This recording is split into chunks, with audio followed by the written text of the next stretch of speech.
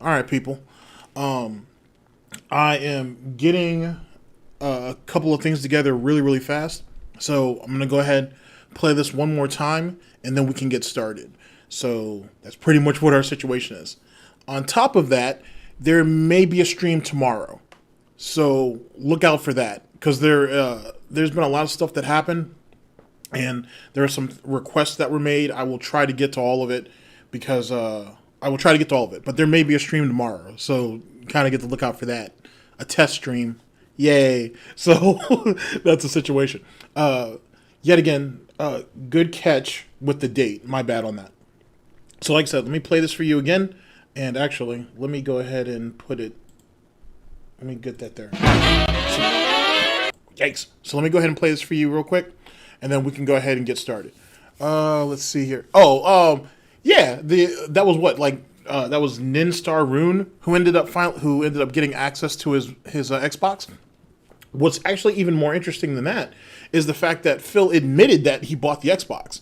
He let it slip that he bought the damn thing, which we already knew. Like, it was already suspected that he did. He could have easily have bought the Xbox, excuse me, Saturday evening, and he could have easily have had it delivered to him by Monday.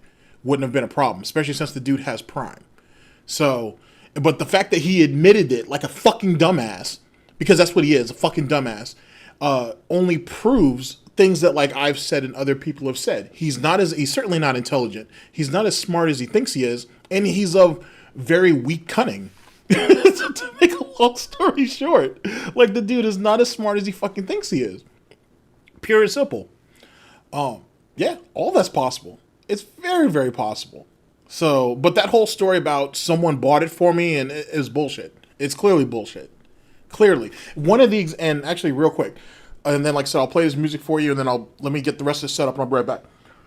When he brought up what the haters think, or what the haters are going to think, he completely fucked himself. He should have never brought the haters up in that conversation at all. But by doing so, he already reinforced what the allegations are. He already pegged himself as guilty. He already put his own red hooves out there before anybody accused him of anything. And ladies and gentlemen, that's the signs of a guilty person.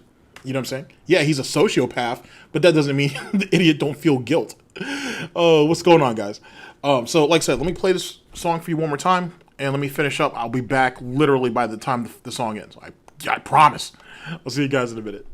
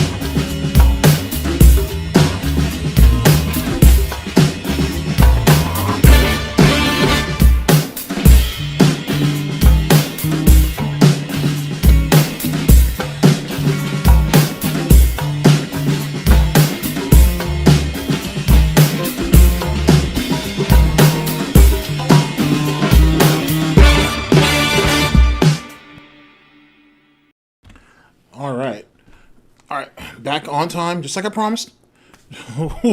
What's up, people? How's it going? So, welcome to the test stream / pseudo stream / stationary stream. You know how that works. Now, as I've been promising, we're going to actually go over a video. I'm actually going to have two videos, but one of them is really just going to be background aesthetics, essentially, after the first video. First video was brought to us by... This is going to be a couple days ago because there's a lot to kind of catch up on. And like I said, I'm not going to be able to do it all at once, so I'm going to probably have to... We'll more than likely have a stream tomorrow. Let's see. The video we're going over is a DSP Post Mukbang Prestream rant. Let's see. Actively crapping on SnowKarl, who's been putting in work. SnowKarl's definitely been putting in work. And other supporters. The video came out on July 11th, 2021. I'll have the link down in the description, as well as the rendition that you just heard of Cowboy Bebop's Rush. I'll leave the link to that one down in the description too, because it's different from the one I used last week. And the video that I will have as basically background dressing or aesthetics will be DSP's Indian Feasting ASMR Mukbang, the best parts, which is also by Ann Leet. It'll be down. That'll also be down in the description as well. Now, first things first. The whole situation with yeah, welcome to my TED Talk. The whole situation with the whole feasting with the king, which is kind of funny because that sounds incredibly similar to a snort report that I put out a few months ago, saying that, hey, he should probably change the name of DSP Tries It to something else. And he should also make it to where it's almost like an eat-along type situation with the fan base. Something along those lines. So, I mean, it doesn't matter. Everything that any detractor says has legs. So, good on him to do what he did with that. Let's see. That Indian food cost him $80. I'm not surprised by that at all either. I'm really not surprised by that. Like I said, the dude's just he's a fucking pathological liar. It is what it is. But the thing that really stood out to me when he was eating it is his teeth must be the worst, or it's just a force of habit, because every time, not that he's actually biting down on the physical food itself, just as he's extracting it from the fork, it looks incredibly painful when he bites down. And his nose, he has like a nose like a fucking, not a ghoul, goblin, like a goblin and shit. Like it comes out and it's like curved in this like really strange way. That shit was wild. Unless you see a picture of it in like high definition, you can't appreciate it. You really cannot appreciate it for what it is. Anywho, so I heard that was a failure. I think I saw that. I think I watched a little bit of that stream, because big ups to Agent Proper. I was on his Street Fighter stream Friday, had a great time. Saturday was the marathon. Yeah, Saturday was the marathon, and I pretty much watched or listened to in the background most of Agent Proper's stream, which yet again had a lot of fun. Big ups to him yet again. And then I was over there with yeah, exactly, like Gargamel from the Smurfs. That's exactly what it looks like now that I think about it. Shit, where Phil's hairline is going, he isn't too far from it. And then I was over there on James the Lesser stream, I think it was yesterday. Big ups to James the Lesser. And all the nonsense that happened in that pre-stream with that whole Xbox situation and all that. So let's go ahead and try to cover some of our bases. Friday, he was ducking and running all of the real killers for the most part. No surprise there. Saturday, the marathon was a shit show, as expected. It was a shit show. It was fucking horrible. I am kind of upset that he didn't raise the 400, or he didn't have the goal at $4,000. I thought that's what he would have. Oh shit, there's Ann Leet right there. Big ups. There's Jesse too. Big ups. Big ups to everybody. I thought he was gonna have the goal, the tips goal at 4,000. I really did. In the expectation that he would at least drum up 2,000. And he didn't do that. I think the goal was at 1,500 and he walked away with what, 9? So rip to that. That's sad. Very sad. And let's see. So that was Saturday. Absolute shit show yet again. But then, I mean, if you think about super chats and everything, he may have made the 1,500, give or take. So it is what it is. Sunday. I don't know what happened Sunday, to be honest with you. So we're just gonna skip that altogether. Yesterday, Monday, the whole Xbox, the new Xbox situation, and what comes out of that. Like I said, I can only give you my opinion because I don't know for sure. Outside of what he admitted yesterday, apparently, he bought the damn thing for himself. He could have easily have purchased it Saturday after the stream or even halfway during the stream, and it would have made it to him in plenty of time.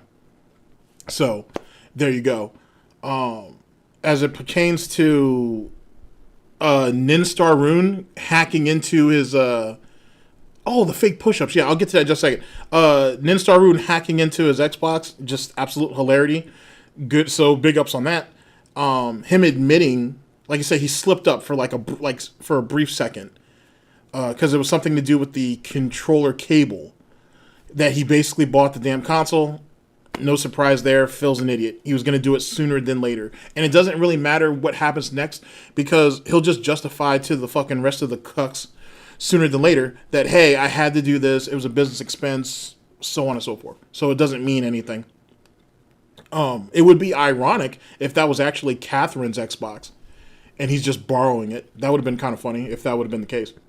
And the fake push-ups. There we go. Fake push-ups. So, shit, big ups to LSP. Holy shit. Oh, damn, there's a lot of people in here. But big ups to all you guys. The fake push-up situation. Do any of you guys believe that he would have done 25 push-ups at the rhythm and at the pace that he said he did and be successful at it? No, not at all. Now, I will give Phil some credit and say that he might have attempted one or two, but there's no way he's doing 25. No way at all. No way in hell. And then he couldn't show us. You know, someone put up $200 to have you do 25 push-ups. You couldn't have gone ahead and moved around the Jasper cam so we could see that? Really? Really? And then look at him. He doesn't look like he's ever done a push-up a day in his life. I doubt he could do a push-up to roll himself off a cat. Definitely couldn't roll himself off a panda. But I'm supposed to expect that you did 25 of them. 25 of them for $200. Get the fuck up out of here. Get the fuck up out of here. So, no. I think he completely, totally scammed that guy. Or he tried to. So, he tried to go the Wings route. At least Wings will attempt to do it and fail. Which I'm okay with. You know what I'm saying? Because at least he tried.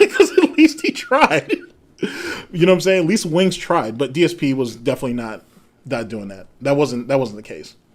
And it just goes to show how... desperate he is. Currently. Which is just really, really sad. To be honest with you. Now, with that being said, let's go ahead and throw out some ideas here.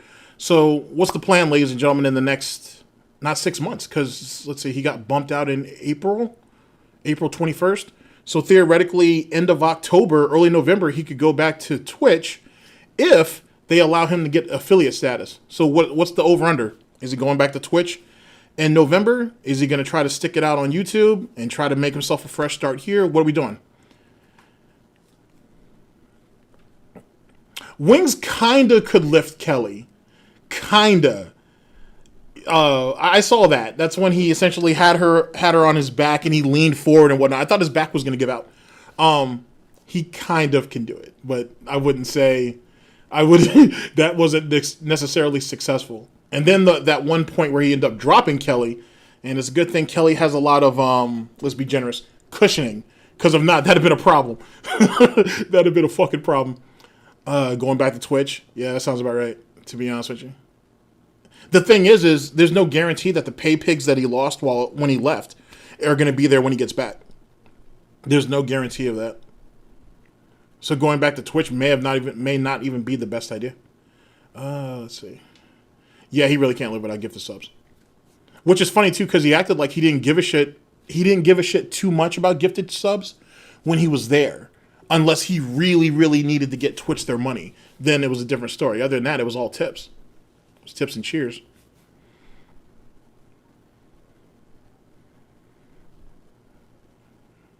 Yeah, Wings is definitely reaping the rewards from some of that.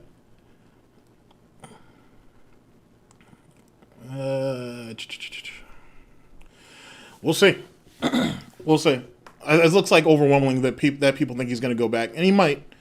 Like I said, it won't be the same though. It won't be at the pace he was when he initially left.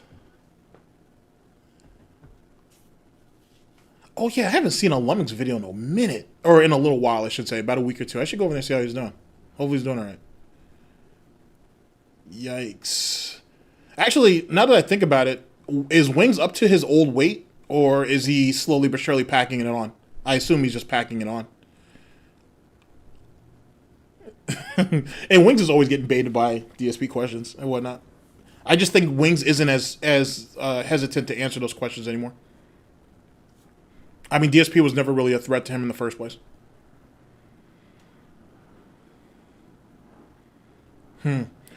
Any case, yeah, that's a shame. That's a shame. Well, Kelly, just like Catherine, will more than likely outliving her husband. That's a shame. Wow, 380. I'm trying to think where he was at when he got that surgery. He was definitely. I think he was closer to the fours at that time.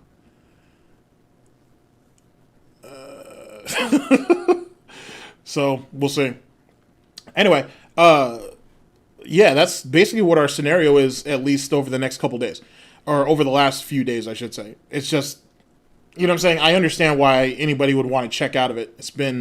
He's been kind of dull, to say the very least.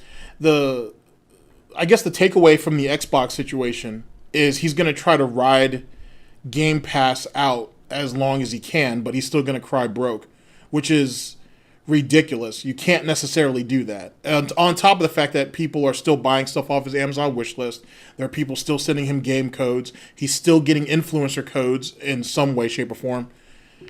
I mean, this right here is just another thing to add on to the situation, which means just more money can be spurged on other stupid shit. All right, so let's go ahead and get to the video. You know what I'm saying? And since Ann Lee's here, we can go ahead and get to see some of the fruits of his labor, because I think you put some of your gameplay over Phil's nonsense. So we're going to jump into that. Let me know what the video quality sounds like, and if I need to adjust anything, I will, as best I can. And let's play into our situation. Here we go. Let's see here. So anyway, now let's get to people who have contributed via tipping so far today. We start off with the first tipper was SnowKarl. He tipped $1.30.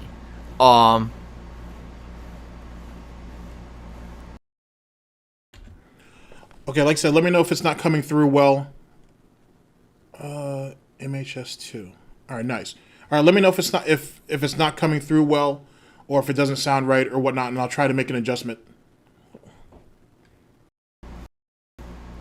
SnowKarl, I'm not even going to address what you're saying. It's the stupidest thing ever. Like, dude, I talk about this every fucking day.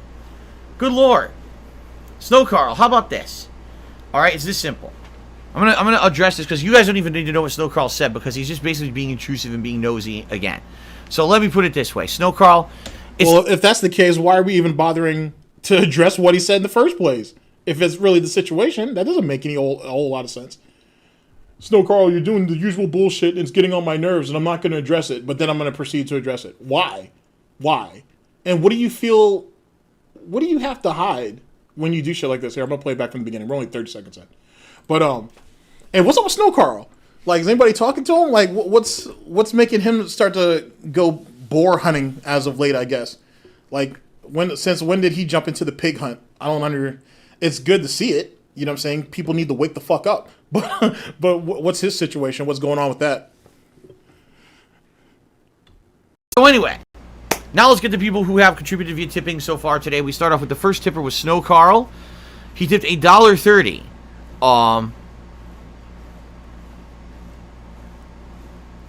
SnowKarl, I'm not even going to address what you're saying. It's the stupidest thing ever. Like, dude, I talk about this every fucking day. Good lord. SnowKarl, how about this? Alright, it's this simple. I'm gonna address this because you guys don't even need to know what SnowKarl said, because he's just basically being intrusive and being nosy again. So let me put it this way. SnowKarl, it's this simple, okay?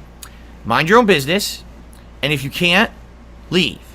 I appreciate that you hang out with me. I appreciate that you throw me $1 every once in a while. But if you're here to be an intrusive presence, if you're here to basically say, oh, this and that and this, I know better than Phil and this and that, leave. And don't. Now, isn't this similar to the 50-bit bitch rant we got like a couple months back? And who was it that was the target of that particular rant, by the way? Does anybody remember at all? Because that's what this is starting to feel like, to be honest. And for someone who, as we've all said, consistently begs day in, day out, you should expect people to want to question it a bit. If you're going to say that I need $1,500 to pay my fucking mortgage, you could at least tell me, was it an in-star room? Irony. Sweet, sweet irony. You would expect people to have some questions. You know what I'm saying? If he wants people to buy in or whatever the scheme is at the moment, you would expect people to want some explanation, something better than what you're putting out there. Because it sounds like just the same recycled shit over and over and over again. The tax saga is never going to end, by the way, just to let all of you guys know. For any of you who've been around, he's profited from it the profits from it have been way too generous. So there'll always be a tax situation. I'm waiting, as I'm sure most of you are, for the medical issue to come up, whether it's him or Catherine. That's what I'm waiting for. Like, you know what I'm saying? Or the day, sadly, that he comes on stream and says that Jasper's died. I hate to say it that way because that's obviously incredibly harsh. But sooner than later, that's going to be a thing. So that's what I'm looking for at the moment. Come back. Okay? I mean that too. I don't need people constantly annoying me, constantly picking at me. Like, I have enough stress in my fucking life with stuff going on. I don't need someone here sitting here saying, oh, why don't you do this? Why don't you do that? Why didn't you do this? You could have just done this. It would have really fixed everything. And how about this? Go away. Okay? If this is how you're going to be, if this is your attitude, if it's going to constantly be trying to annoy me and you already see I'm stressed out. Already, I'm to the point where I've done absolutely everything I could possibly do to try to remedy my situation. The problem is life keeps fucking me. Like, earlier this year. Well, that's the only thing that's fucking you. But if you're at the end of your rope, right? If the last pig rind at the bottom of the fucking bag is just crumbs and shit, and you constantly come to these people asking for money, it makes sense to go ahead and start taking some suggestions, which he does. He just does it when it's at his convenience, and if there was more than $1 attached to it. Outside of that, what's the problem? Of course, people are going to go ahead and scrutinize every little thing you do. Not at the level that, I do it because I nitpick, because that's what I do. But people are going to scrutinize you because they don't want to come on stream every goddamn day and hear you ramble off about how I need this money, I'm going to lose everything, I can't pay I can barely afford groceries. I need money for when me and Catherine have our day off together so we can go out and eat. I mean, run errands, right? No one wants to hear that. People are supposed to be here for the entertainment, and that's it. What's the problem? Like, what's the problem? Like, you know what I'm saying? Either you're better off at least faking like you give a fuck about some of the suggestions that are made. Other than that, accept that you're one of the internet's greatest failures, right? You're one of the scourges of the gaming community, right? You're an absolute fucking joke. You always have been. You always will be. And then just move the fuck on with it. Nothing else is going to change. You know what I'm saying?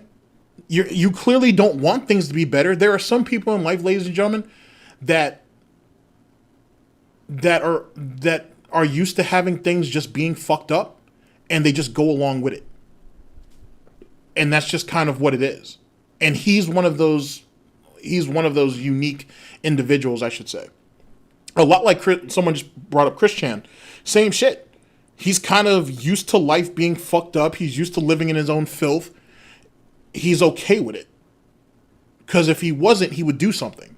And I applaud Josh from Kiwi Farms for, I think he started a GoFundMe for him, where if you contribute, you can get like certain things done, like a cameo or one of Chris Chan's pieces, like his art pieces or whatever the case may be. But at the end of the day, if Josh wasn't there, he would sit there and wallop in his own filth, and it's just what he's gonna do. Wings, Don't get me wrong, Wings has the same type of codependency type shit too. If Kelly wasn't with him now, I don't think he'd put the weight back on. To be honest. So I mean, do I go as far as calling Kelly an enabler, like in the same way you may call Becky is an enabler to Anne Boleyn, or not Anne Boleyn, sorry, Amberlyn Reed. I don't know if I'd go that far, but if she wasn't there, Wings wouldn't be where he's at now, for good or bad, to be honest. Because you could tell, like, with his grandmother passing away, that's kind of hit him hard, and she was like she was a real safety blanket for him, but she always has been. Like, he was always running to her for money as well as other shit. Oh, Amber Lynn's fucked. If Becky really leaves, Amber's fucked. The only choice Amber has is either moving in with her mother or getting Dana and Destiny to moving in with them. And basically, she would end up paying all the bills while they kind of go around and do whatever. So we'll see how that plays out. All right, let's continue with the video. Well, we can circle back around to Amber Lynn later, because trust me, there's a whole lot of surface area there. Here, things were great. Earlier this year, I was in a situation where if I was just staying the course with what I was doing financially well. I was going to be able to actually not only be paying off everything that I owe constantly, but I was actually going to have a little bit extra. I was going to start saving up again. So I would either have a fund for, like, something goes wrong, or, maybe in a year. Is that supposed to be the rainy day fund that supposedly is only accumulated when it's raining outside and you can't do anything else? Was it that? Oh, okay, my bad. Is that kicking him while he's down? Okay, my bad. My fault. I just needed some clarification. Or two, maybe I'd go on a nice honeymoon with my wife or something, which we deserve after being married 2 years ago and doing absolutely nothing together afterward because we have no money, right? Wait, you fucked up that honeymoon situation because your mother said she'd give you the money for that honeymoon. And he was the one who was like, oh, well, I'd like to, but I can't because I need this money for my taxes.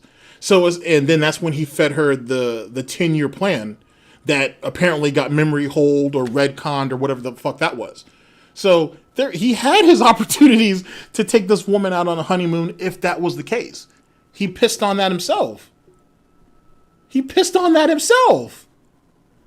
That's his fault. And then he's sitting here saying, oh, I could have, if I was on Twitch and things were going the way it was going, I could have been able to pay off the things I could have paid off. I could have put money away. I could have done upgrades. I could have gone on a honeymoon. But if you remember, up to the week that he ended up getting kicked off, or the week before he got kicked off, he was bitching and complaining about how he was barely able to pay his bills. He didn't have enough money for groceries. He needed people to come through and support. Was he not saying these things? But now we were okay. Now we were staying the course. Things were just fine. Holy shit! I feel so enlightened right now. It's like having a hot pan of grease thrown on you first thing in the morning. It's exhilarating. It really is. So all these things, going through my mind, and then what happens? Twitch fucks me. Twitch screws me over for absolutely no good reason. I did nothing wrong, and they hurt me concretely just because they can. Some dumb fuck bigwig sitting in a fucking boardroom, some ditzy motherfucker who doesn't understand content creation, doesn't know who I am, decides to make some sweeping decision. Whoa, let's bring that back. Who doesn't understand content creation, even though that's not actually the part I care about, but he doesn't know who I am. Who the fuck are you? You are DSP Darkside Phil Burnell. The toilet of the fucking internet. There have been more people who have made a name off of you and profited off of you than probably any lolcow. Does he not have the largest Kiwi Farms thread out there? He may be just one of the largest lolcows on the internet. He may even eclipse Chris Chan to some degree. Is that something that we should be is that something we should be staking? That sounds better. Staking our livelihood to? Our internet reputation? Is that what the case is? I was suffering from depression, and that depression caused a lack of intimacy between me and Panda Lee. So while Panda Lee was at work, I decided to go into my office that's exclusively for business, mind you. and I decided to go ahead and spray some of my piggy juice right before, before these game sessions, because these game sessions are really, really stressful. Because, you hear Phil say this a lot. Oh, I want to sit down and just have a relaxing session. I just want to sit here and play games and have a good time and not want to think about stress, even though this is your job. And if you don't make this money on this particular stream, something is going to have to give in your real life. Semantics. So I needed to go ahead and relieve my stress, right? And bring my depression down a little bit by jerking off in front of all these people.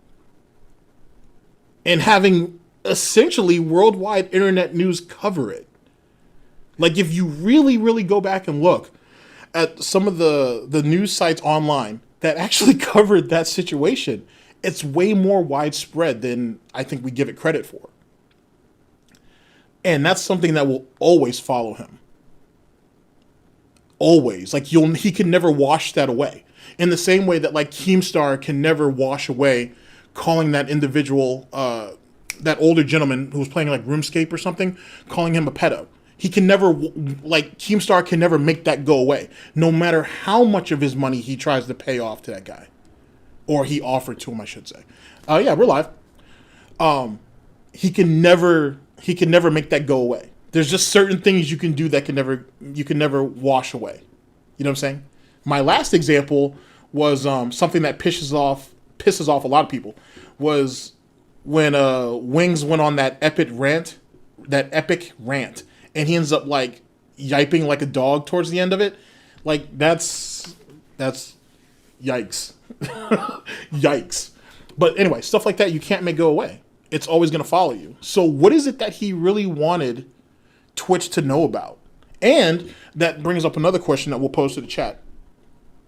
If any of you remember, Almighty Tevin said, praise be, that when you apply for Twitch partnership now, that they actually do a quick Google search on you, and whatever they find, if they that whimper, there you go, that whimper was really pathetic. It's pathetic in a way that I actually feel sorry for him, but it was really pathetic. It sounds terrible. I'm surprised that Liquid Richard hasn't like remixed that in and shit as an ad lib or something, but I don't need to be giving him any ideas. He knows what he's doing. Shit, he knows what he's doing. But if you get denied, they send you a copy of your Google search and everything that they find on it, right? If DSP applies for managed partnership again, which at this point he shouldn't even worry about, just get affiliate and just live with that. If they do deny him and they do send him what they find on his Google search, which we all know what we're going to find, right? Some of you in here are going to pop up on that, whether it's your YouTube videos or your tweets or whatever. What's Phil going to say then? If it comes to that, I should say. What can he really do about it then? So, something to think about. All right, here we go. So all these things, going through my mind, and then what happens? Twitch fucks me.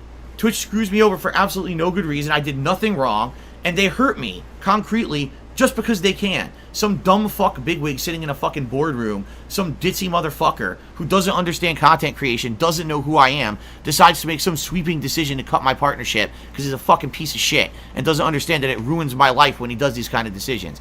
It's only about the 10th time in the past 13 years this has happened to me, so at this point I'm getting kind of punch drunk and kind of stupid about it because I just get so upset about it. How many times can you get upset before you realize you're just going to get fucked over by life again another time, right? So the thing is, I'm so stressed out to my wit's end, I don't need you here constantly fucking poking me in the back with nonsense. So if that's going to be your attitude, leave and don't come back. Because I really don't want to sit here and blow up on you and be all nasty. I'd rather just say, get the fuck out so I don't have to listen to you anymore. All right? So if this is what it's going to be, if this is what it's going to take to get $1 from you every once in a while, then I don't need it anymore. Seriously, save your dollar, save your lip. I don't need to hear it. Okay? Seriously, and I mean that too. And I'm trying to be as nice as I possibly can because I don't want to be a dick, but at the same time, you are really annoying me. Maybe if you gave some of that dick to Cat, you wouldn't be so upset. You're right. You're right. He's going to just say that they slandered me. But as you just heard right here, this is just par for the course. He's used to this. So he's just going to have to live with that. But then how many of those videos that are out there which shows Phil slandering, right? Let's go with the same terminology, slandering Twitch, especially when he let the, not that we didn't already know this, but when he let out the situation about the bits and how that works. What's the point of all that?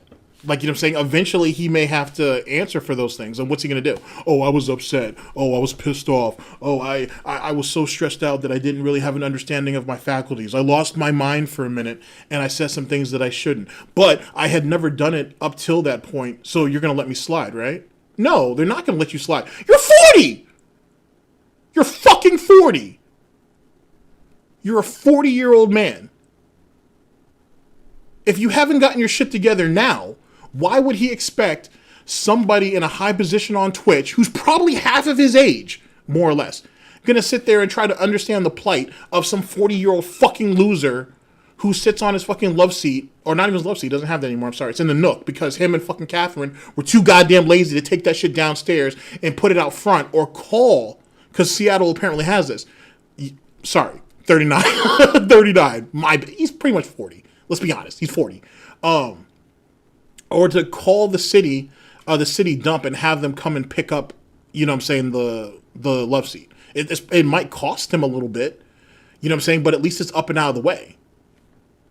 It is what it is. You know what I'm saying? He could do that with a lot of the things in that Nook that he don't need, like all those office chairs and shit. But same concept. You know what I'm saying? Same depth and style. What do you can't, yet again, ultimate victim. And he's going to do this until what? He's 50? He's going to do this until he's 60? He's going to do it until only iced coffee eventually ends up sneaking into his house and he wakes up one day and he finds him on top of him? Well, then what?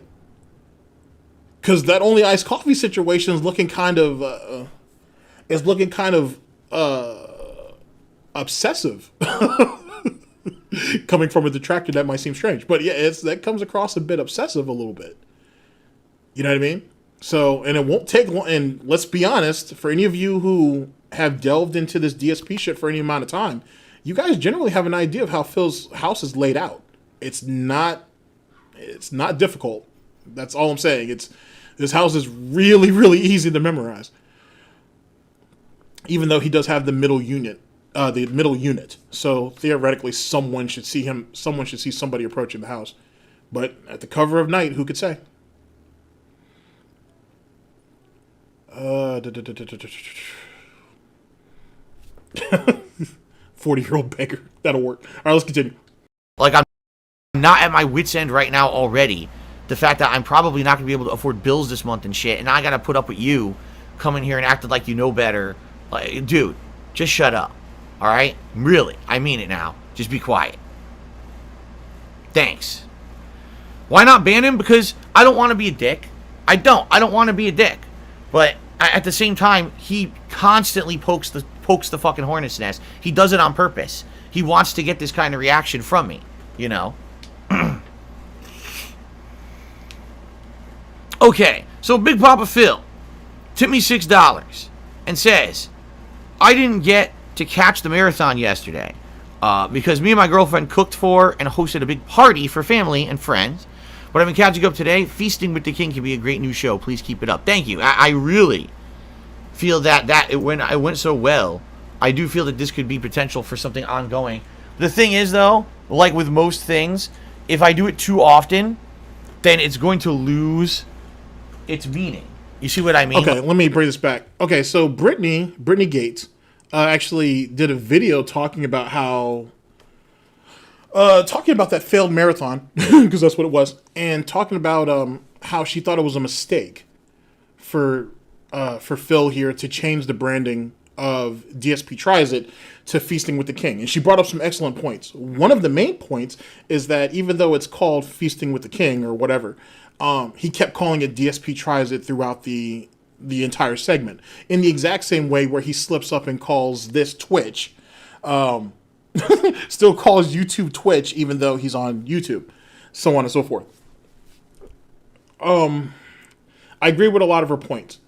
I think as it pertains to the name change, I should say, it needs to happen because DSP Tries It is only associated with detractor content, essentially. It'll always be associated with detractor content. He needs to try to rebrand this. And if he's going to change the format, which he's really not, it's still the lazy, gout-ridden, sitting down, stuffing his face, giving you his culinary opinion, which is hard for me to take. Okay, I feel a certain type of way about this, but let me finish my point, and then I'll jump back on this. Him sitting there giving you his culinary insight and points on the meal and whatnot, and its price, and essentially just dragging a situation out longer than it needs to be. That's really all DSP tries it ever was, ever is, and ever will be. But he might as well give himself a chance to try to bring in new blood and at least change the name. But at the same time, he needs to go ahead and open up the chat. This 24-hour bullshit's not going to work. Now, let's jump back to the point that I made halfway through.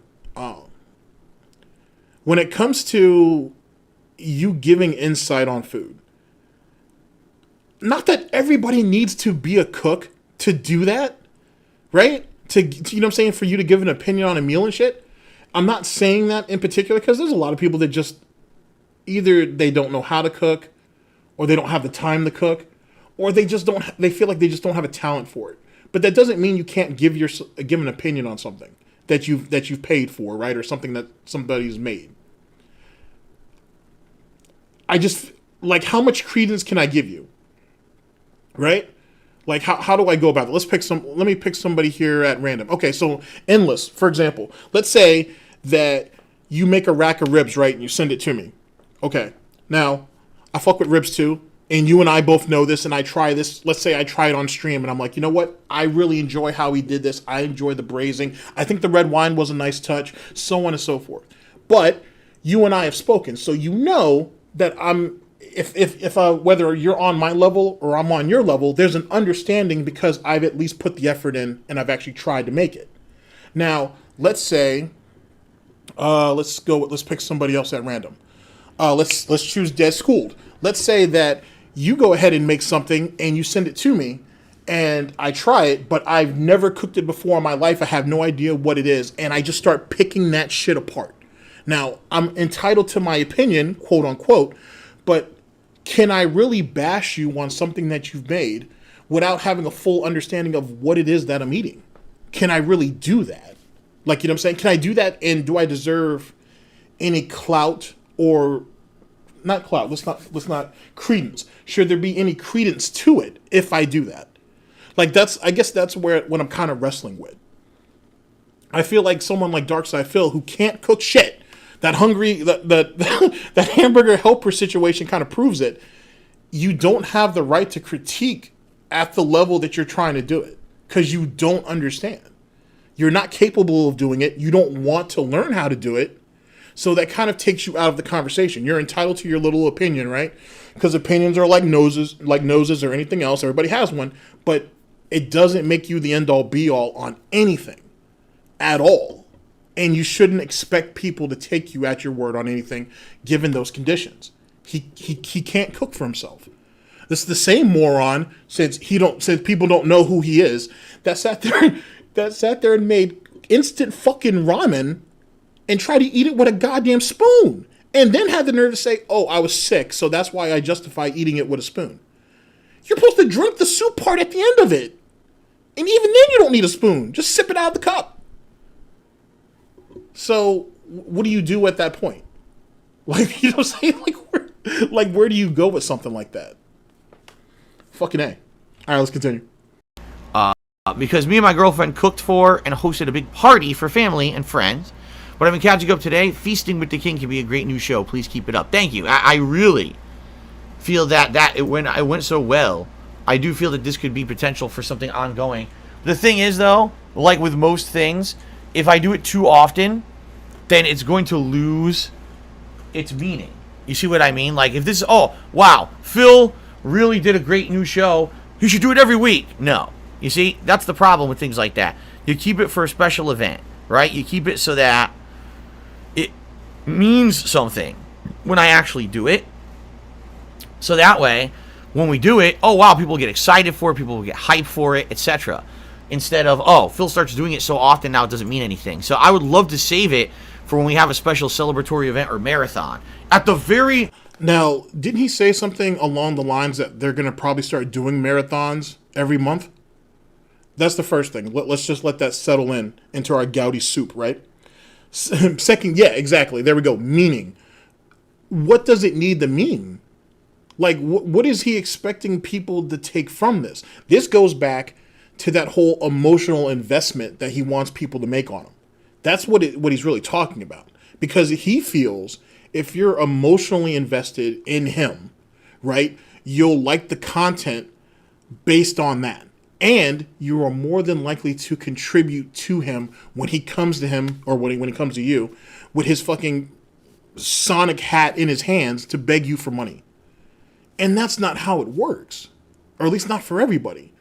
Like, people are going to essentially judge you on the merit of the work that you're putting out. If you're saying that you work so damn hard and you have this amazing work ethic and that's why you're here every day and that's why you're here, what is the statistic? He's there twice as long as other streamers. And so by that credence alone, he should be, he should be praised and respected. What fucking sense does that make? What sense does that make? I've sat here and, let me use myself for example. I've sat here and put in, I couldn't even tell you how many hours worth of shit. And I enjoyed every fucking minute of it. Does that right there merit my work? Or off that, does that put my work above anybody else who sits down, who endures with this bullshit, and gives you a take on it? Does that right there outweigh the merit of anybody like an Ann Leet, like a Snorpernell, like a Sunspot Gallery, like an Agent Proper, who sit there and go through hours and hours of his bullshit, right, to give you something compact, something informative, and something entertaining? No, it don't.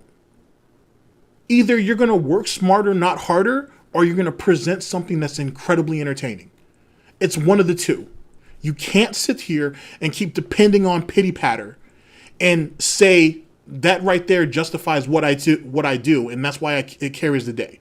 You can't do that.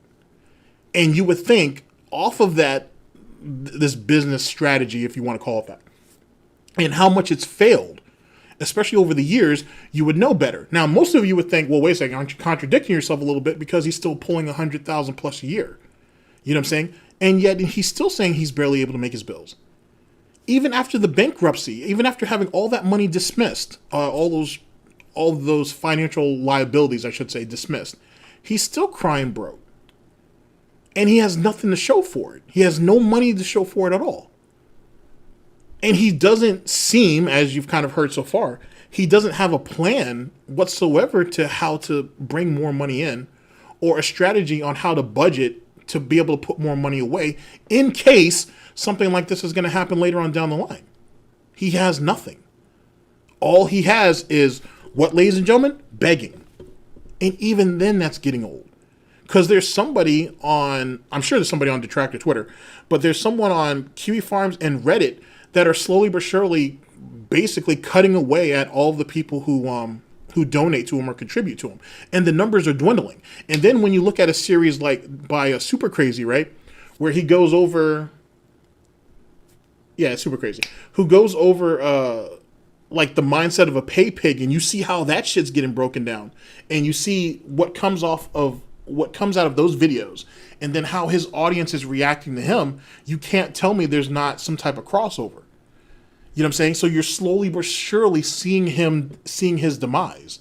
And it's in a way, I think it's not subtle. Like on Twitch, he could kind of shield himself. But now he's on YouTube. Now he's getting all these things in his recommendations and shit. And those who watch DSP content, there you go. How to catch a pay pig. Or to catch a pay pig. When you have people who watch DSP content and now they're being referred to more and more DSP content, like detractor content. You know what I'm saying? You can see the tit for tat, if you will. And it's working against him. And like I said, God bless Brittany, for sure. He'll never change. He is what he is. You know what I'm saying? I appreciate her putting it out there, saying that, hey, I'm willing to help you. But at the same time, though, too, I'm thankful that she understood that he was more than likely never going to listen to anything that she had to say. And he wasn't going to be willing to put the work in. So it is what it is. At the very least, the most often I would want to do it is every month. I don't think I should do it more often than once a month. I think that should be the limit. And then, based on how things go, but yeah, that's what I'm saying. Like, I really feel that it was such a good show and people really enjoyed it so much that it's definitely something that I would consider doing long term as part of the shows that I do here. It was that well received, surprisingly enough. I didn't know it would be, but it was that well received. So, two things. I think Brittany's channel is, I think it's just called Brittany Gates. I think that is her name. So I think that's just what the channel's called. Give me just a second. And you're right. You can't help somebody who can't help themselves. And he doesn't. But see, he doesn't want that. He's built this all up to the point where he expects other people to come through for him. So why would you lift a finger if you don't have to? So there's that. Let me see if I can find this for you real fast.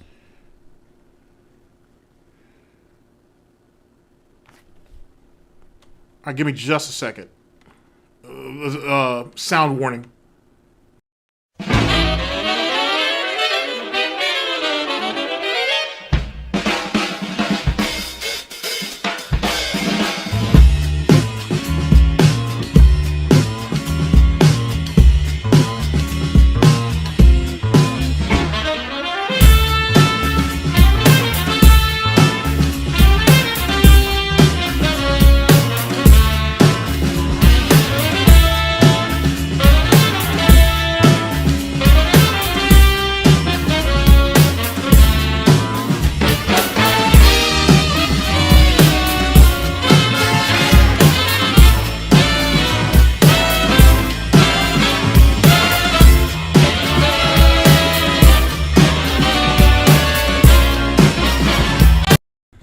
All right, the link should be in the chat. And big ups to Brittany. But yeah, he'll, like I said, he's not willing. He doesn't have to move on his own, though. That's the thing. That's why what I meant about people, what I said earlier about some people are okay with things just being fucked up. And he's a perfect example of that. You know what I'm saying? He always is always going to expect someone to come through for him. And so there you go. He'll never need the change. There's no reason for it. You know what I mean? At the same time, because of his complacency over the years, and more importantly, the slippery slope that he's on right now, right? It just puts him in more and more of a compromising situation. And as I brought up to you guys earlier, if he is holding out to get back on the affiliate status on Twitch, just think about what kind of financial situation he's going to be in then. You know what I mean? Just imagine how worse off he's going to be at that point. It's not worth it. But whatever.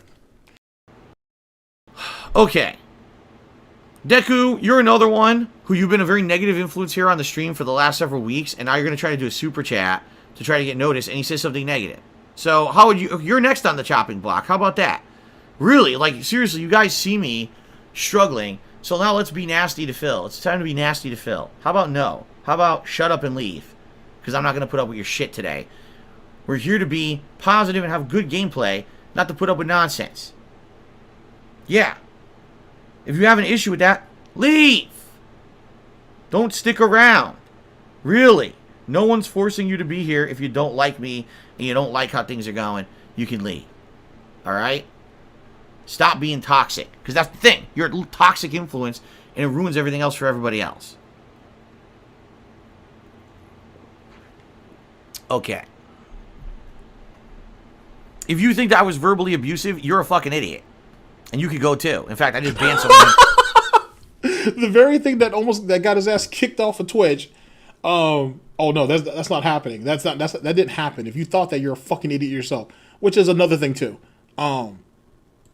This whole, if people are nasty to me, I can be nasty to them, and that's justified, right? And that's why Twitch loves me in my streams. I'm sorry, they used to love him in his streams. And how I've never said anything negative, right? Or I've never said anything offensive on my streams. Now, I don't know if we'll ever know the full details of what they found on Twitch to kick him off or kick him out of the partner program, to be honest. But I guarantee you it's more than one thing. And certainly the verbal abuse that you hear right now, that we've all hear on a regular basis who ingest this bullshit, is definitely one of the key factors.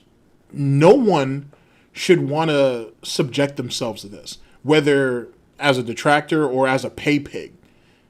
You know what I'm saying? No one should want this. But he's been doing this for years. The most legendary case, I'm sure Ann Leet can contribute to this, is what he did to Waifu Destroyer Matt back in 2017, where he essentially castrated that guy in front of the stream for like 15 minutes and laughed as he did it.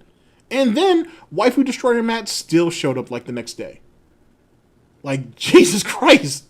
You know what I'm saying? Like, after a while, you know what I'm saying, people are going to get tired of dealing with it. But more importantly, the platform that you're doing it on, at least if you're Twitch, I should say, is eventually going to take that as a reason to give you a hit. It's just, it is what it is.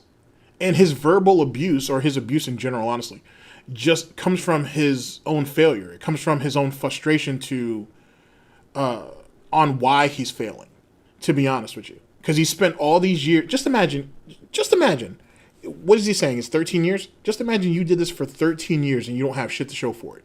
You have a house that's not paid off. You have a car that's not paid off. That needs $600 wheels, apparently. Or tire changes, I should say. You have an ex-girlfriend out there who's widely known, who's doing incredibly well. You have your wife, who is, I don't even know if I can call her a gold digger, more than she's kind of just a financial drifter.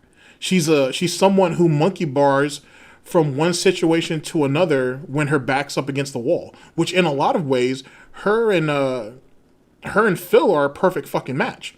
Because Phil did that too. He was on YouTube, got himself fucked up, went to blip.tv, got himself fucked up, came back to YouTube, ended up going to Hutch and whatnot, jerking him off to get himself into managed partnership on Machinima, then ends up getting bodied out of Machinima because he was a fucking dumbass and he should have just shut the fuck up.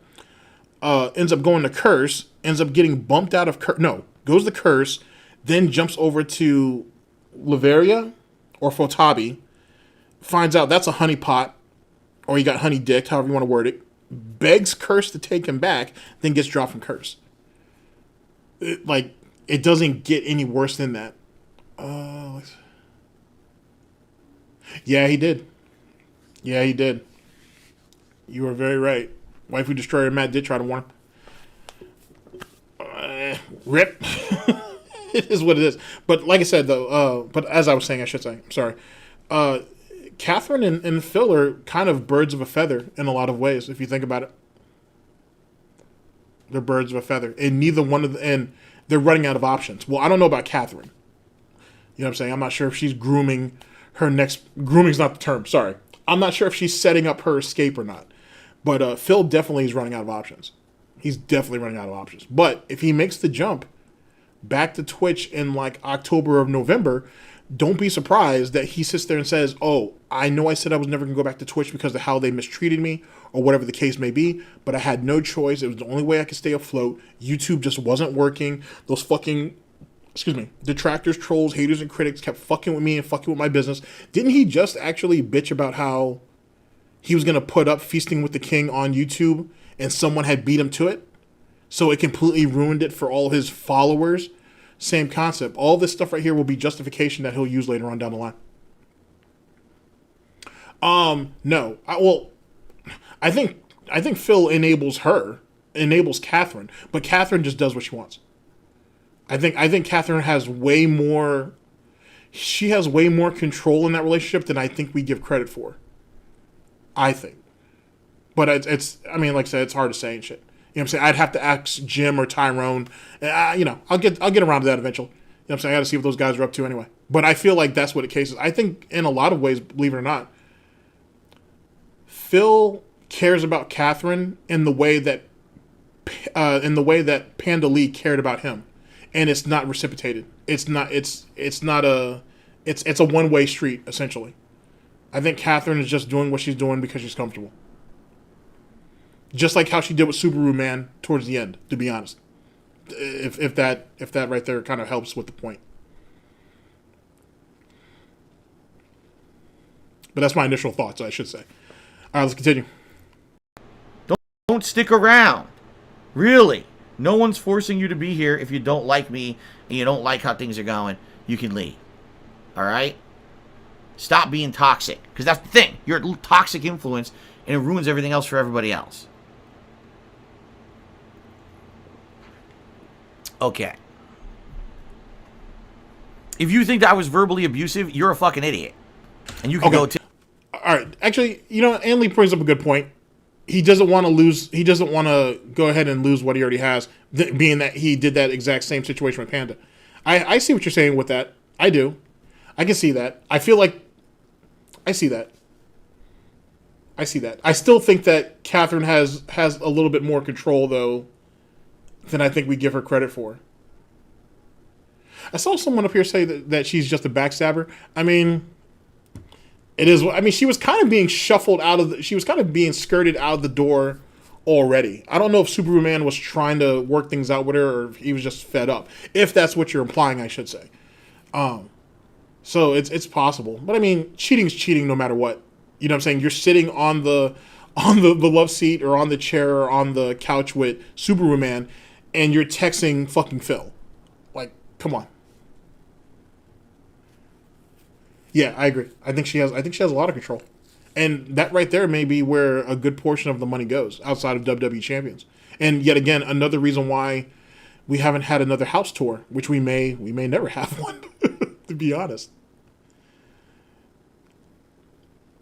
We may never have one.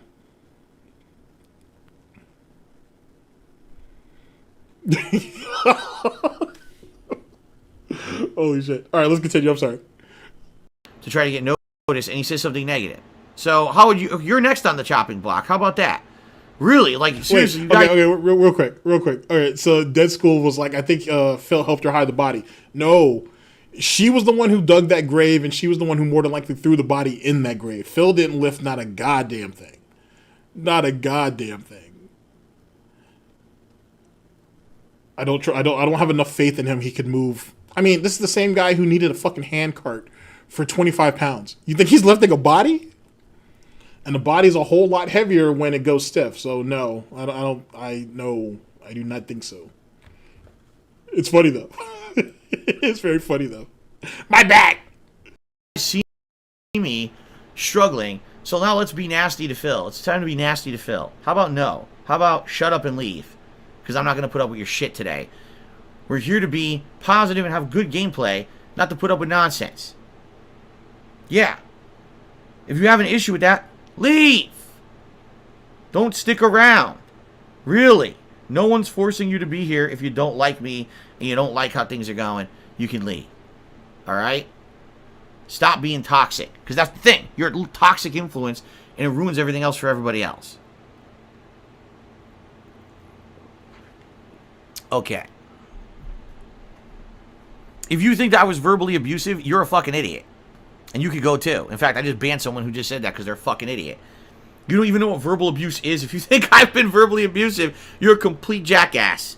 You can get the fuck out too. Because what it is here it is, the day after the marathon, people know I didn't hit the goal. Right? So they know that I'm struggling. Now's the time to annoy Phil. Let's do it. Now when he's on edge, man.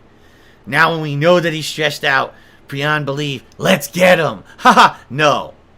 Suck my ass. I'm not putting up with your stupid kitty shit today, dumbasses. Here's another one. Lawler Mittens, goodbye. You're not coming back. You've also been a negative influence on the streams for the past several weeks, and you're out of here too. Like, I like when I get an opportunity to clear house and make it a more positive environment for those who actually want to be here. Really. I like it. Because there's people here who sit around just to be dicks. They wait for that opportunity, and then they strike like a cobra. Right? Like, cobra strike to your neck when you're feeling like shit. No, I don't need that. I don't need you to constantly be fucking teasing me and constantly being a dick. I don't. It's not what the stream is for. This is not the fucking the roast of Phil stream, stupid. This is let's have fun with games. That's the whole point of my streams. That's always been the point of my streams. So if you're here for the wrong reason, it's one thing to have a little joke, a little jest. It's another thing to be a negative dick ongoing, like Lawler Mittens has been for the past few weeks, where every fucking word out of his mouth is something sarcastic or annoying or insulting. So enough is enough.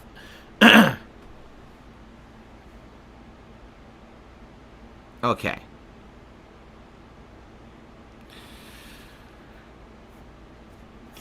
So now SnowKarl has tipped $1.30. He says, I know sometimes I might be too intrusive with my questions. You also have to appreciate to try to help whenever I can and contribute. I'm a positive influence in the chat. Like yesterday, I didn't mean anything bad. I just... Robert, you're right. A cobra don't wait 7 years to fucking strike and shit. But a viper will. And that's why he's called the Gouty Viper. Like that whole shit with Pro Jared. Fucking lame. Absolutely lame. And he hates what he does. It's little outbursts like this, I think, is what actually gets his blood going. To be honest with you. He should go ahead and actually like try to plan these out better and shit. And maybe Catherine wouldn't be so... Anyway, but it's stuff like this that actually gets him invigorated to do anything.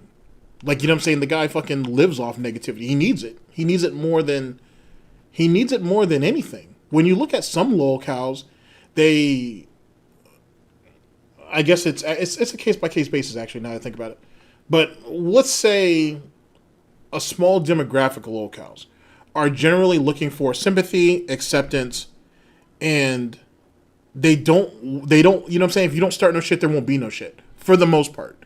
But someone like DSP, he thrives on that shit.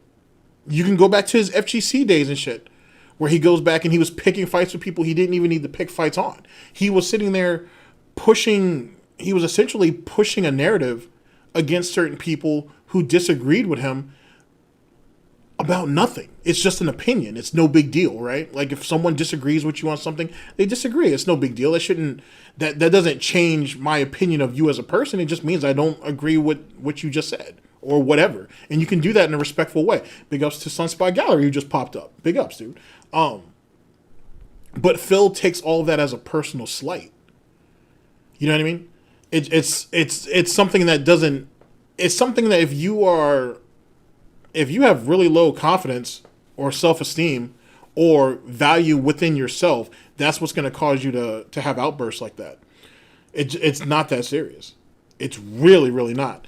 And I just saw, why is he so into scat? Because he's a fucking degenerate and he's sexually frustrated.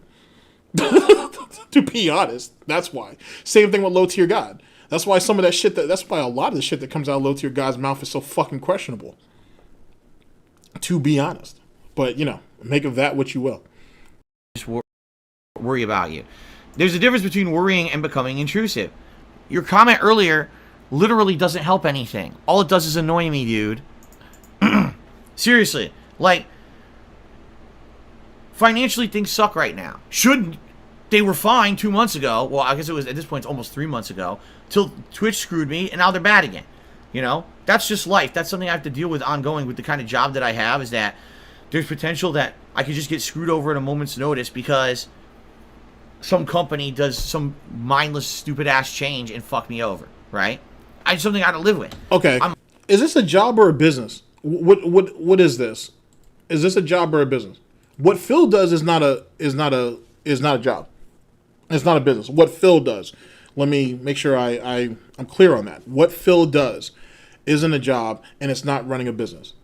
You know what I'm saying? It's not.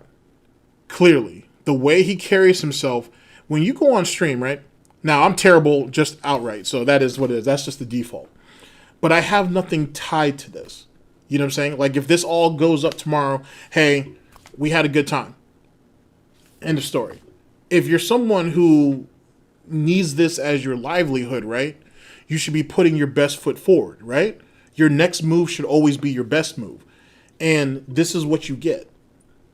You get an old man who sits there who literally goes on these insignificant rants about stupid shit on like other content creators and their success, and how he feels like he's being mistreated despite the fact that he's been around for a long time, and how all these haters fucked over his YouTube channel and yada, yada, yada. Does that sound like an adult dealing with their situation and moving from it? No, it sounds like a child who's mad that they got spanking over some shit and they're holding on to it because it's all they have. And because they keep getting a response, they keep doing it. No one gives a shit what you had going on 2 months ago. If you're a business, you don't think about every little thing in the span of months. You know what I'm saying? Everything is broken up into quarters theoretically, but you know what I'm saying? For him, it'd be 6 months to a year.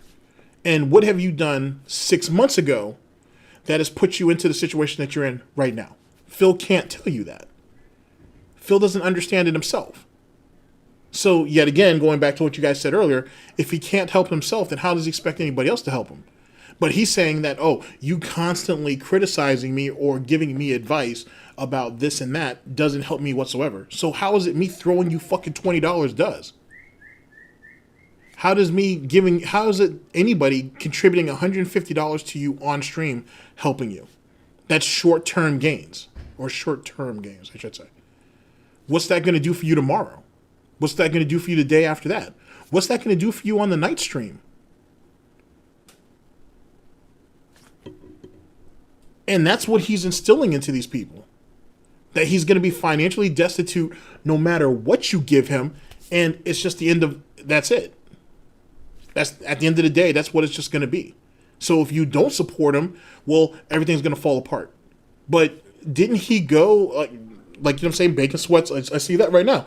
How many of those did you see consecutively where Phil didn't hit the tips goal? He was there the next day. He was there the day after that. He was there the day after that. So how fucked up financially is he? And why doesn't anybody else, outside of the people who question him, of course, why doesn't anybody else see this? This isn't 4D chess against people who are just not mentally where you need to be, if you will. You know what I'm saying? Like, how much value does it have, or how smart is Darkside Phil really? When the people he's competing against, within his own fan base, I mean, with the people that he's competing against are already mentally at a handicap. Not all of them, but the majority of them. And they're the ones that keep eating this shit up.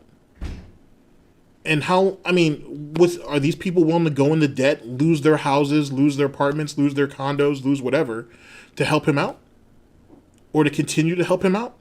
We saw that same thing with Brightside Viking.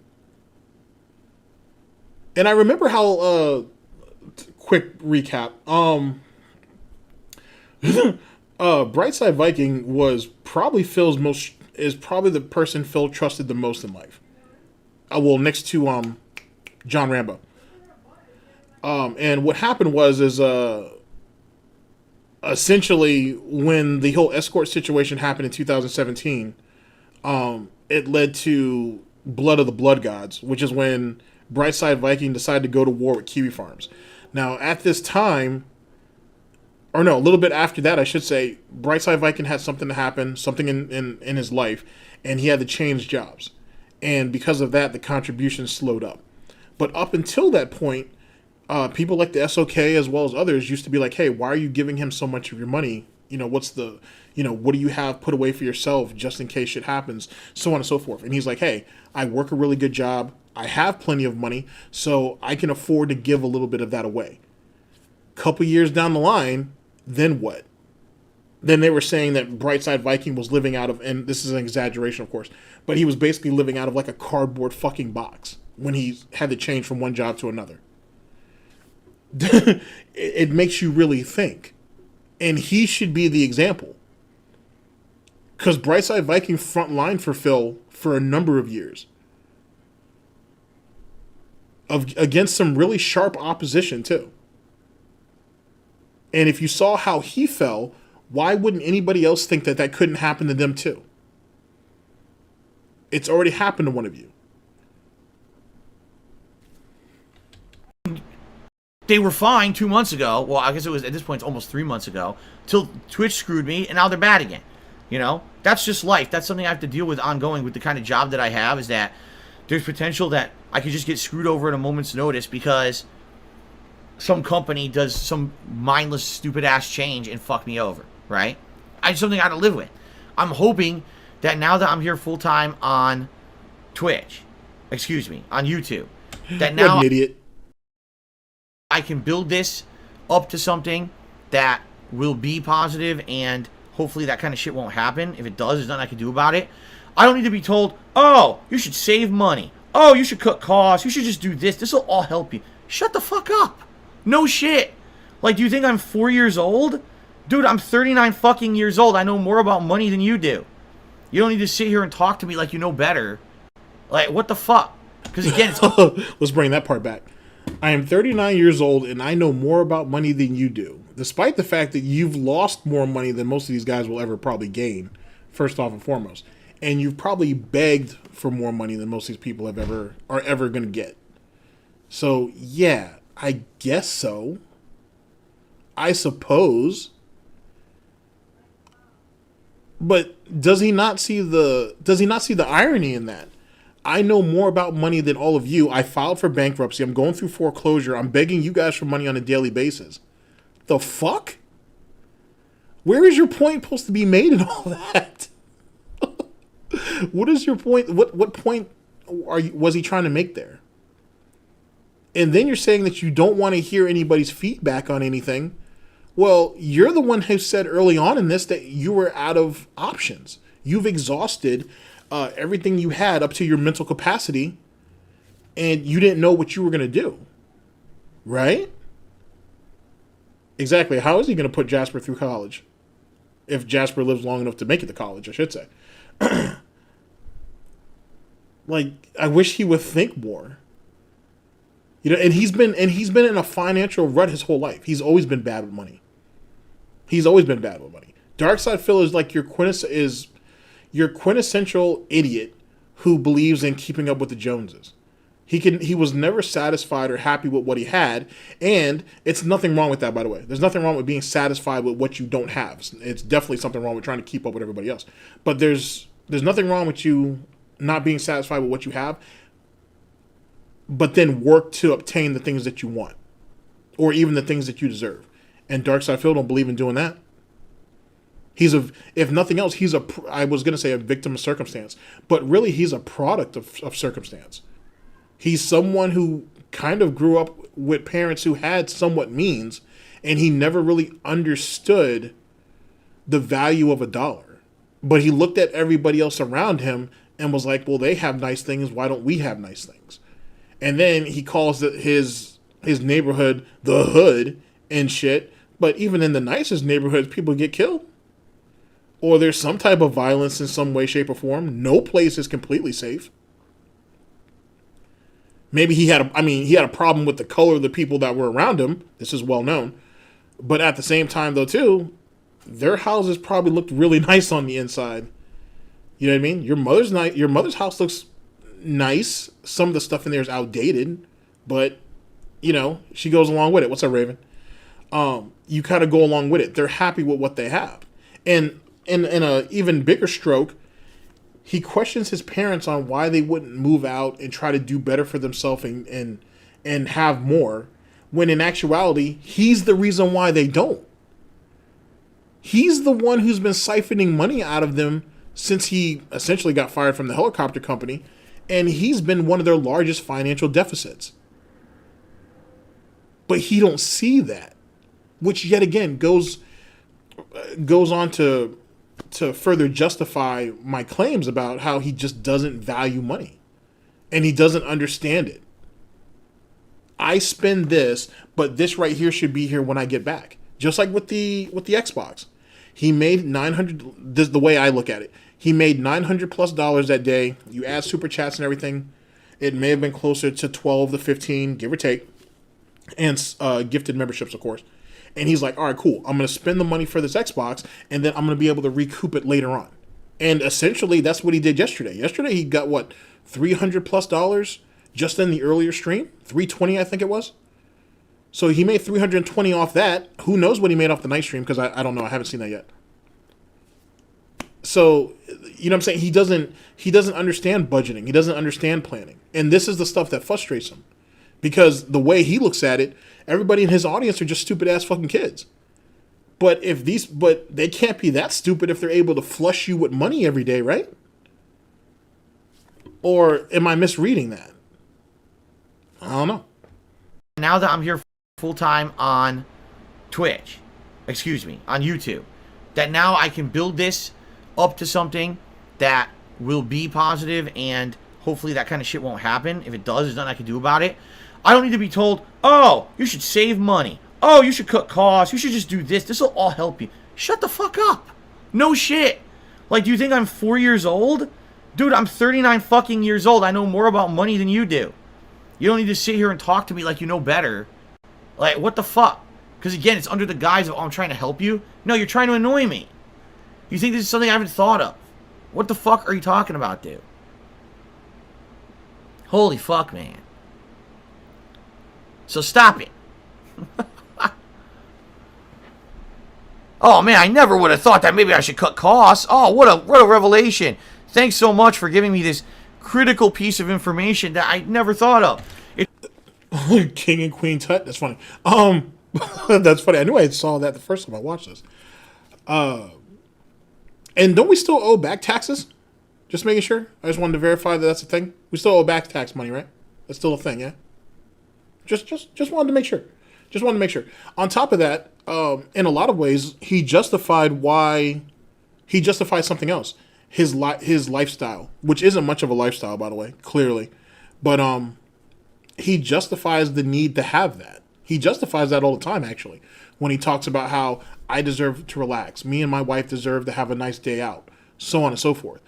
And so, because in his own twisted little mind, because they don't go out and spend money crazy every day like he did with Panda, that right there justifies on his day off with Catherine, they can go out and they can indulge themselves a little bit.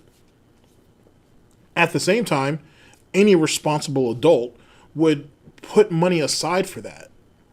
You know what I'm saying? Especially now, over the span of 2020, so last year, and at least up to this year, he's been way more forthcoming, not completely, but he's been way more forthcoming on the amount of takeout and the amount of money he is spending on his days off. It's not completely clarified how much he spends, but he clearly is spending, and he tries to justify it in the exact same way.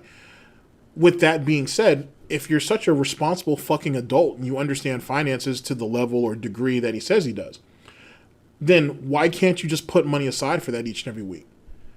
Is WWE Champions really worth all of this at the end of the day? Does WWE Champions justify all of this? You present yourself like someone who lives in fucking squalor. You come on stream every day looking like a fucking bum. You dress like a fucking bum for the most part. Only because how outdated some of his graphic tees are, but that's debatable. I kind of like the retro, not with him, but I kind of like the idea of having retro tees. But he looks like a bum. He dressed like a bum. He probably smells like a bum. And you have the nerve to sit here and say that you're successful. You have the nerve to sit there and say that people hate you for what you do, despite the fact that you're not even good at what you do. And you yourself just admitted, like yesterday, that you're jealous of other people and their ongoing success. And what's the point of throwing $1 at someone who's already a millionaire? Well, what's the point of throwing $1 at someone who already makes $100,000 a year? If you want to go that route. Most of the people who watch Darkside Phil do not make what he makes. So what makes him think that he can justify people giving him whatever money that they could have to save up for a car, save up for a house, just to have extra money in the bank altogether? What does he have to justify people doing that for him? Giving up disability checks, giving up stimulants money that they could be using for something else. How do you justify those things? Or how does he justify those things, I should say?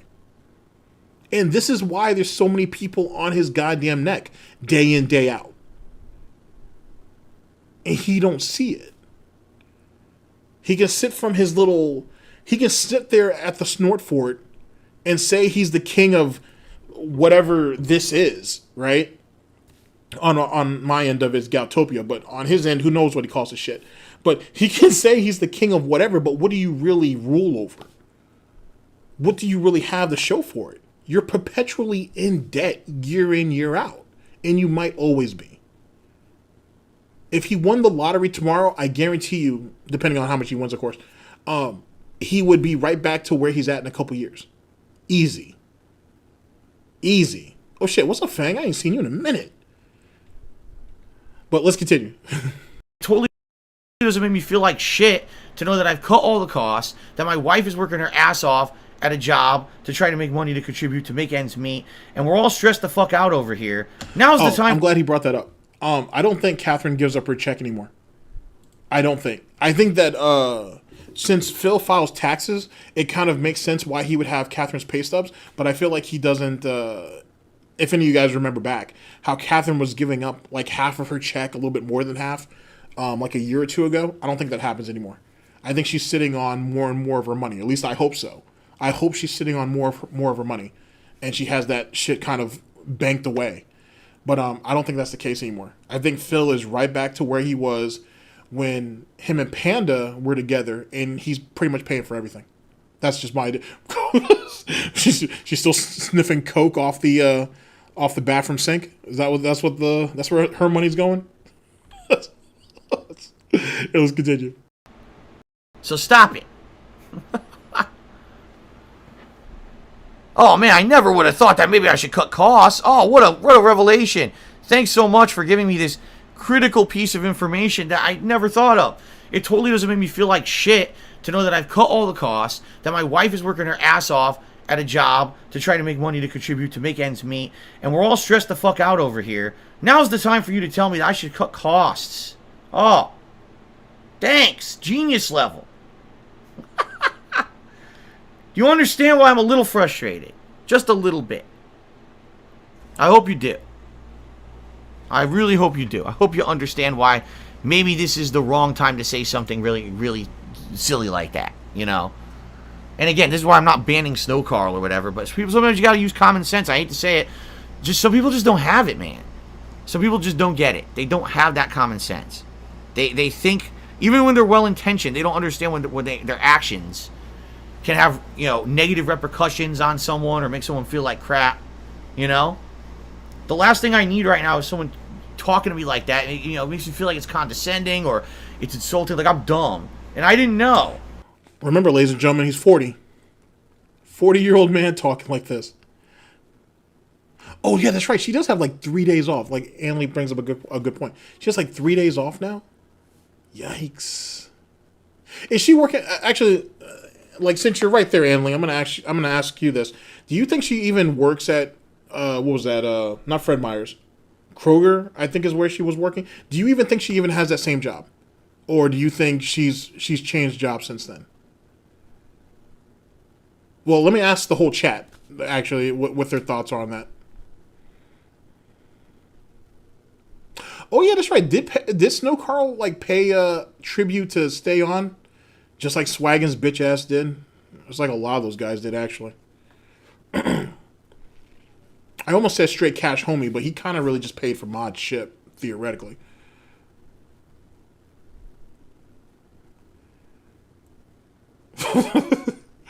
Holy shit. But yeah, let's see what that's about. Matter of fact, I should see if there's a stream delay. I feel like there probably is. I can work it out next time, though, for sure.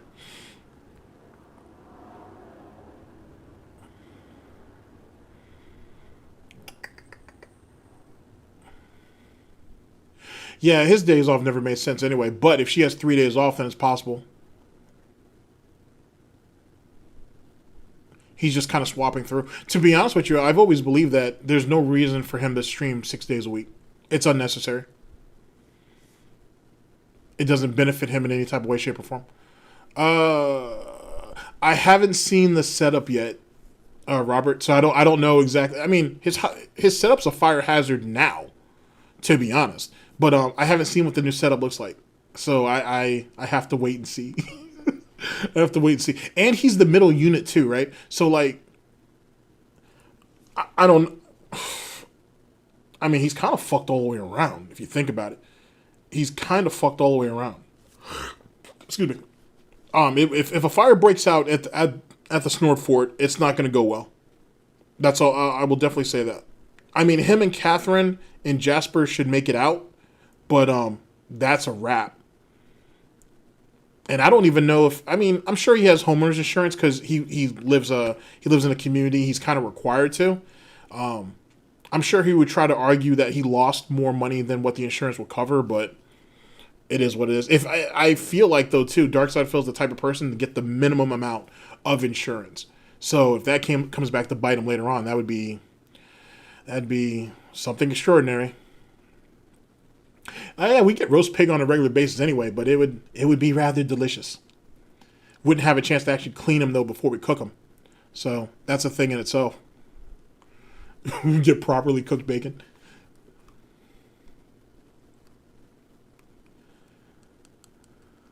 So yeah. All right, while we wait for that, let's go ahead and continue. Wow! I've only been in financial distress for a few years now. Man, if only I had cut costs. Wow! Well, a few years. I mean, theoretically, he's kind of right because he's been in financial straits since like 2015. I actually argue 2014, to be honest. Like, end of 2014. But let's say 2015, he's been in financial straits. And it's been a long time. It's been a really long time if you really go back and look.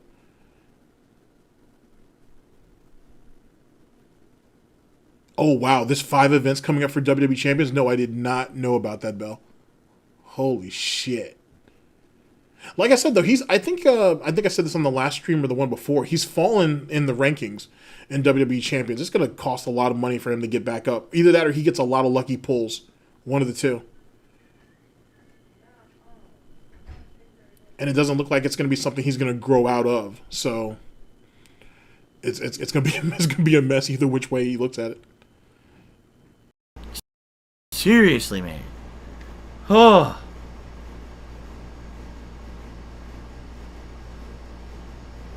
Here's what you can do, because SnowKarl says, well, I don't know what else to do besides give advice. All right, I don't need advice. You know what I need? Positivity, fun.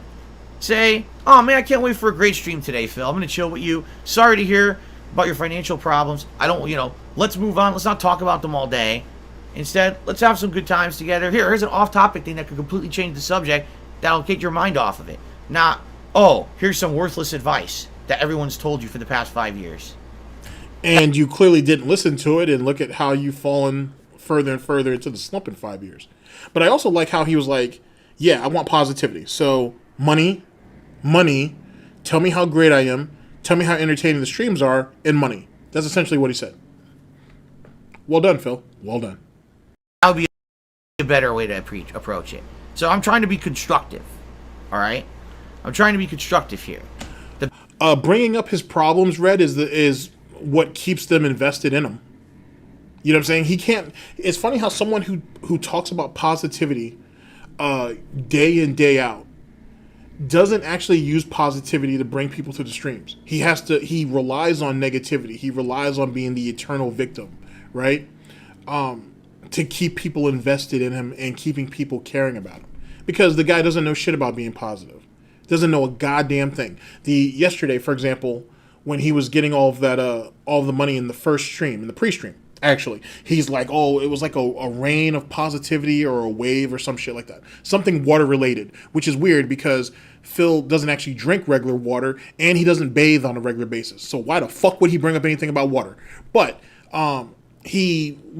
the way he spoke about the amount of money coming in, that right there justifies and sets the tone, honestly, in how his streams goes and maybe in a lot of ways how his day goes.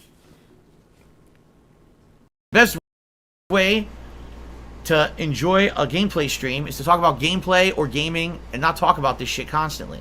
I already moved past it and now you bring me back to it with your talking on these tips. So let's stop it right now. Okay? Alright. Alright. It's that simple. It really is that simple. By the way, Super Chat came in. I missed it. Hold on. I missed it.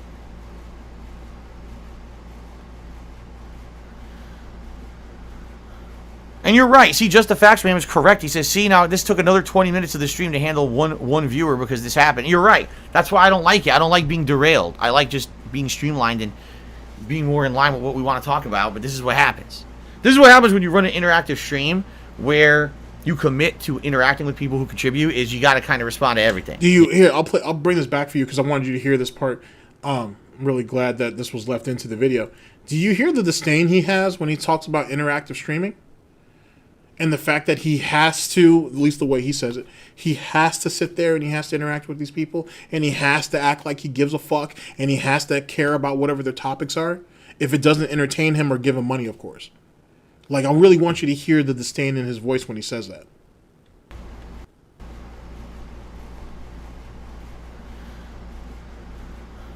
And you're right. See, Just the Facts Man is correct. He says, see, now this took another 20 minutes of the stream to handle one viewer because this happened. You're right. That's why I don't like it. I don't like being derailed. I like just being streamlined and being more in line with what we want to talk about. But this is what happens. This is what happens when you run an interactive stream where you commit to interacting with people who contribute. Is you got to kind of respond to everything, you know.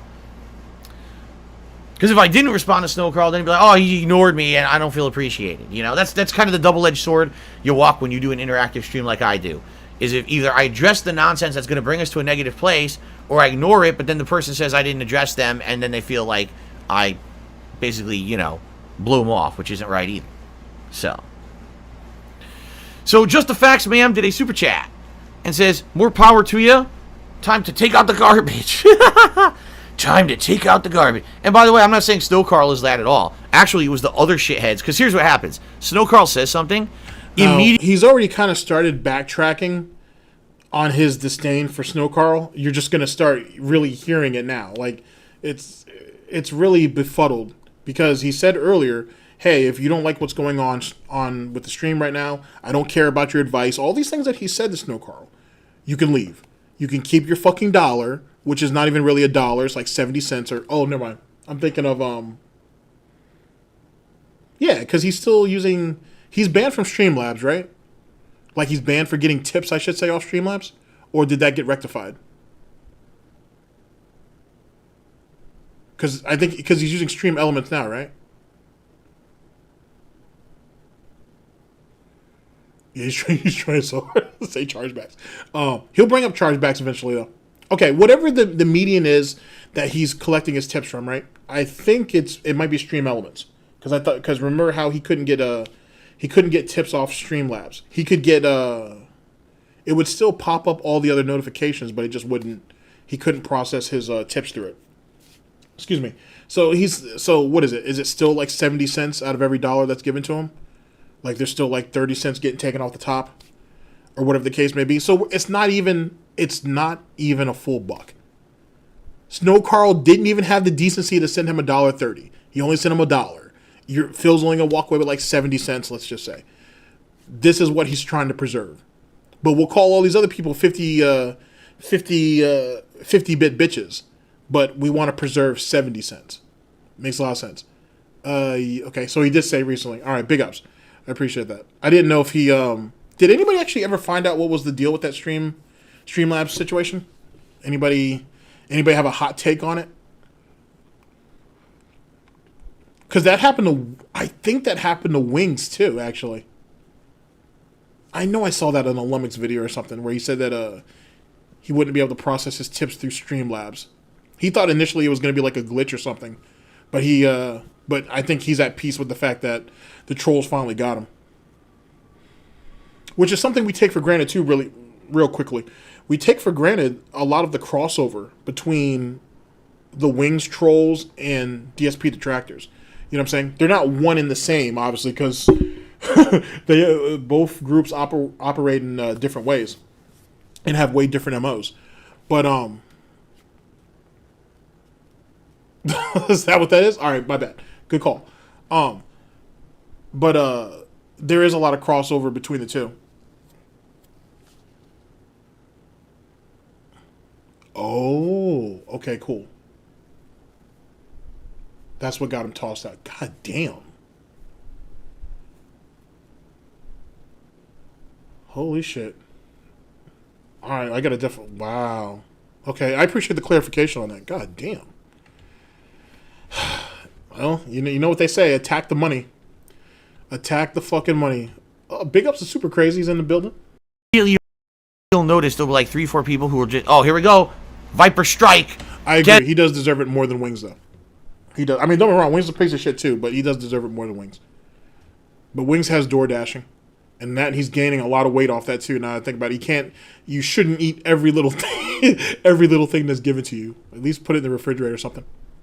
So you know they're not the same.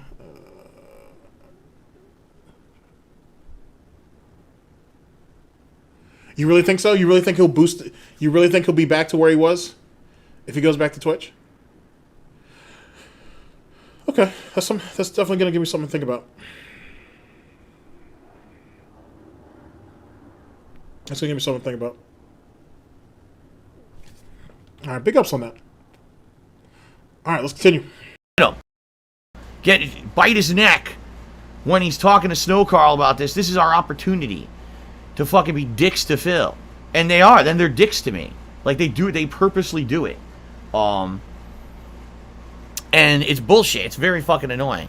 So, actually, if anything, it allowed me to kind of clear the air and get some shit out of the way.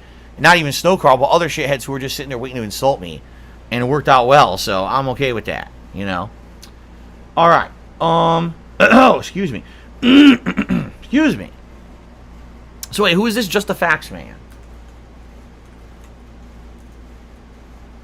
Thank you, Just the Facts Ma'am, for that super chat.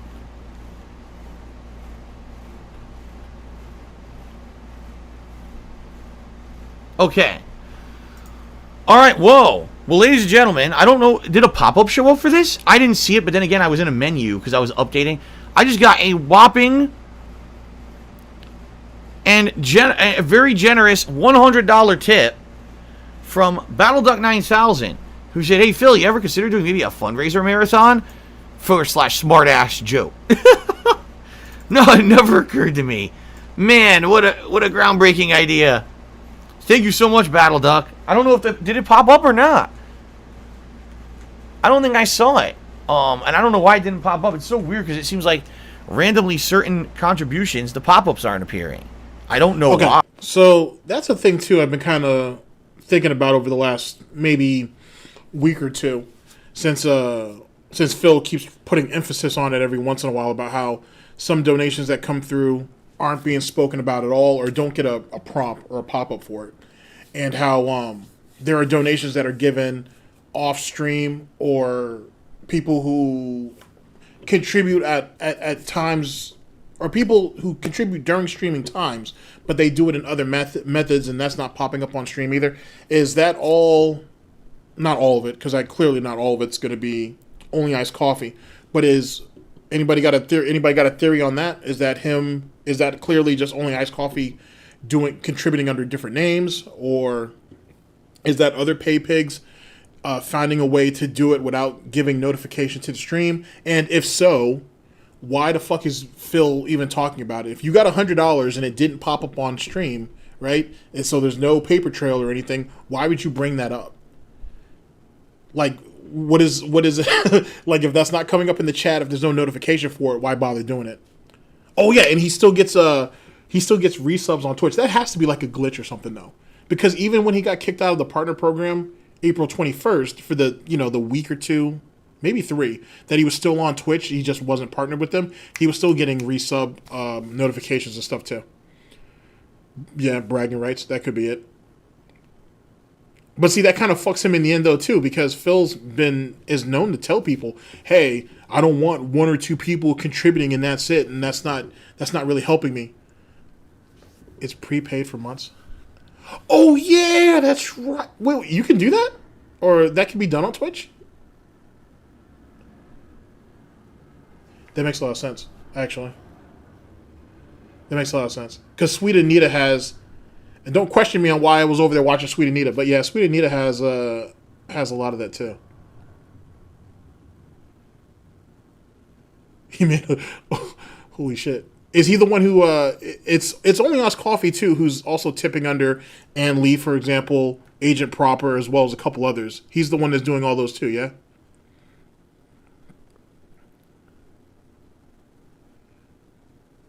Okay, yeah, that makes a lot of sense.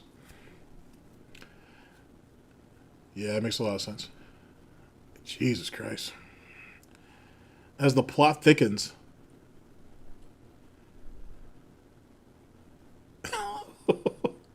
I'm telling you, Phil's gonna wake up one morning and Only Iced Coffee's like standing right there in the fucking doorway and shit. I don't know what he's gonna do then. That shit's gonna be a problem. Because Only Iced Coffee is establishing himself in a way that far exceeds, I think, even King Tut. Certainly. Only Iced Coffee's taking this shit to a whole nother, you want that pig butt? There's nothing more important in life than pig butt. It's more than water, more than food. Holy shit. I need to find that sound clip. I have to alter it though, but that would be funny. Yeah, I'm telling you, Only Iced Coffee is going to be a problem. Only Iced Coffee is going to be a motherfucking problem. And Phil's not ready. Phil doesn't have the mental capacity to deal with that. He really don't. At first I really thought Only Iced Coffee was like an elaborate troll, just trying to play both sides for his own entertainment. Maybe he still is.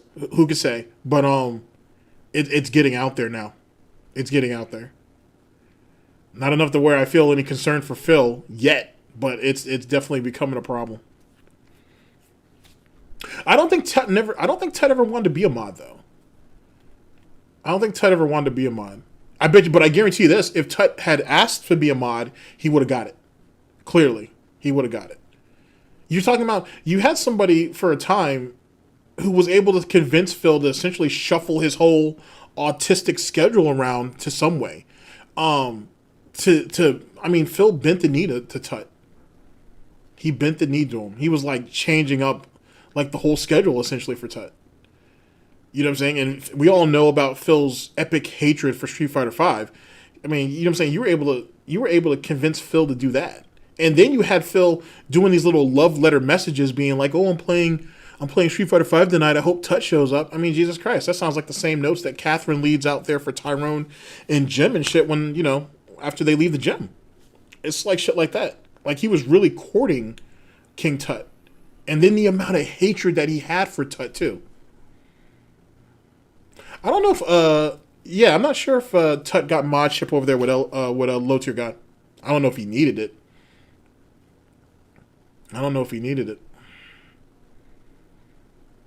Oh yeah, the Frank Hassel situation. I don't know if that's even worth for Frank to go out of his way to do it. But I did see the clip though on Ricada's stream talking about it. I think if he goes over there and tries to do that to Wings, I bet you anything Wings will be way more open for it. Like I see like Wings being the type to invite Frank Hassel into the house and shit and offer him some iced tea and shit and maybe some Wendy's chili. Like I think with Wings will be entertaining. With DSP it won't. DSP is going to call the cops ASAP, which is what Boogie should have done too. Omar's coming. On /smartass Joe. No, it never occurred to me. Man, what a groundbreaking idea. Thank you so much, Battle Duck. I don't know if did it pop up or not. I don't think I saw it. And I don't know why it didn't pop up. It's so weird because it seems like randomly certain contributions, the pop-ups aren't appearing. I don't know why. But Battle Duck, thank you so much. That is going to get us halfway to the tips goal. Right off the bat before we even start with gameplay. That means there will be gunner glasses. That means there will be a vest. All of that is going to happen. There was no pop-up, people are telling me. I didn't see it either. Yeah, it's so weird that sometimes it doesn't happen. Yesterday they seemed to all work, and I don't know. But anyway, thank you, man. Thank you, Battle Duck. Let's do a poll for the vest. And actually, it's time for the break anyway. It's time for me to take a break and then come back and get started here with Mass Effect. So let's do a poll. Now let me think about this. Yesterday I wore, what vest did I wear yesterday? Denim. So denim is out. Before the denim, I wore the beige, and before the beige, I wore the camo. So that would mean that today would be which intergalactic vest? It would be red, blue, platinum, and gray. Though I didn't really win out, did I? No, because I've excluded. Oh yeah, did Catherine ever finally get a fucking power drill and put up his little vest hanger, or is it still off in the void somewhere? Like, anybody got any confirmation on that? Because the fact that he was using adhesive glue, or not glue, it was tape, didn't surprise me. But nope. Oh, that's so hurtful. And here's the funny thing too. For any of you guys who've been around, you know this. You remember when Phil first moved into the house and he went out into the garage, right? And there was a cabinet basically, and it had like paint, it had brushes, it had what looked like brand new tools in it, all of that. I bet you anything, even though I can't remember now because I haven't seen the video in a while. I'm sure there were some things that he could have used or he could have needed in there, and he didn't. And that's a shame too, because he wasted it. He was talking about throwing all that stuff away. Yeah, that's right. He looked at he was looking at the guy's mail. And didn't the previous owner have like tax issues or tax problems? Irony. I got to tell you, it's amazing how things came back around. Yeah, so yeah, there was tools. I mean, I think most of that stuff he could have used though, to be honest. I mean, I'm not the license plates though, of course. I don't know why those were still there. But it is what it is. Holy shit. Nah, he can't swing a hammer. That's why he had to have mommy and daddy come out and hang pictures and paint walls for him. The house is cursed. It's definitely something. Everything Phil touches turns to shit either which way. So, wow. All right, let's continue. So anyway, now let's get to people who have contributed via tipping so far today. We start off with the first tipper was SnowKarl. He tipped $1.30.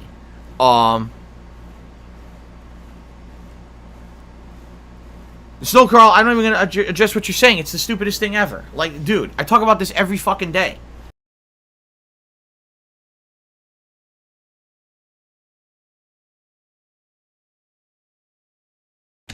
My bad. I may have accidentally pressed something. Give me a second. I'll try to find out where we were at. Answering question coming in. Why is it what it is? I'm just going to say, go watch the pre-stream. I'm not answering. Okay, here we go. I didn't really win out, did I? No, because I've excluded the last 3 that I wore. That should be correct. We'll start from here. Okay. What color shirt am I wearing? Maroon. Hold on. The maroon Proto Man shirt. So in reality, I would argue probably the blue wouldn't stand out that well. What's funny is the red is a bright red, so it would stand out on this shirt, but I don't know how well the blue would stand out on the maroon. But anyway, now you know what shirt I'm wearing. There you go. All right, so ladies and gentlemen, please vote on the vest. I will leave this vote running while I take my break. I'm about to take my break. Go use the restroom. I recommend you guys use the restroom. Grab a drink, grab a snack, do whatever you need to do. I'll be back in a few minutes with Mass Effect 3 Legendary Edition continuing on. And one thing I will say up front, I'm not going to keep talking today about the tips goal or whatever. Every once in a while, if I want to mention it, because there hasn't been a contribution or something, I will. But I'm not going to keep answering questions about it. If I see questions coming in, why is it what it is? I'm just going to say, go watch the pre-stream. I'm not answering. I'm not going to keep reiterating myself and have all my streams derailed today about it. Okay? Hope you guys understand. I'm here to have fun with games. I don't want to be talking about this shit all day. All right? Let's see here. Battleduck 9000 says, I liked Feasting with the King. I regret missing it. Can't wait for the next one. We'll be doing Feasting with the King as well as... Wait. Let's try this again. Feasting with the King as well after large feasts. Huh? What? I'm so confused. Big Papa Phil, you're going to have to change what you're saying because you're doing a copy pasta that says Twitch, and I'm not on Twitch anymore. You have to change that to be YouTube. You're completely false now with this one. You got to update that. Mr. Puffy Nipples. Timmy $1.30 says calling SnowKarl a shithead is not right. I did not directly call SnowKarl a shithead at all. In fact, I wouldn't argue that SnowKarl is a shithead. I would say the other people who tried to be dicks to me in response to my reaction to SnowKarl are the actual shitheads, not him. Oh, he said fasting. Oh, yeah. So funny we bring up fasting. So I ate that giant meal yesterday. I didn't eat anything for the rest of the day. I couldn't. Like, I was so stuffed from eating so much Indian food yesterday. I wasn't even hungry at all. Right? At all. Does this idiot not know what fasting is? Because that's not what fasting is, Phil. Not at all. Oh, all right, whatever. Chase Hansen, thank you for the super chat. I'm not even going to read what you said. I just wanted you to understand that no one knows better at all about me and my life and my financial situation. The truth is that most people don't know anything about the truth behind the scenes because I don't disclose it because it's none of anyone's business. Congratulations, Phil. Thank you for telling us that you lie to people on a daily basis. That's well played, sir. It's really sticking it to the trolls like that.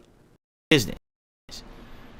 All you have is a bunch of people with rampant incorrect speculation about things that happened in my life, and they're wrong. And if I really revealed everything that every iota of things that went on in my like the bankruptcy, right? And like the bankruptcy documentation, right? And how people correctly had correctly assessed exactly how much you make each and every month, right? Like, okay, just want to make sure. Personal life, it would be incredibly harmful to myself and my family and everyone else around me. I'm not going to bother doing that. It's not anyone's business. All right? You know? Seriously, like, to know where every dollar of my money goes is not anyone's business. And quite frankly, people would just, you know, hurt me even further than what they do now. So I'm not going to allow that to happen, you know? It sucks that I'm in the situation I am. And it sucks that I keep trying to get myself out of it. And every time I get a chance to do it, something else screws me over. Well, that's life, right? So I appreciate people's efforts to want to help. Just understand that giving kind of random, generic, generalized advice on a stream is probably not how to go about it. Okay? Okay.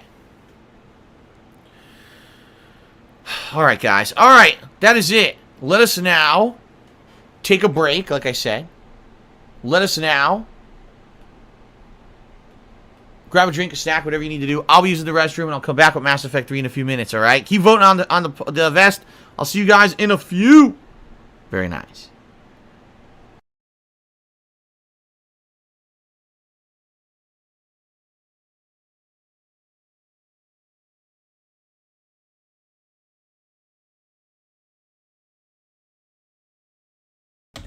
All right.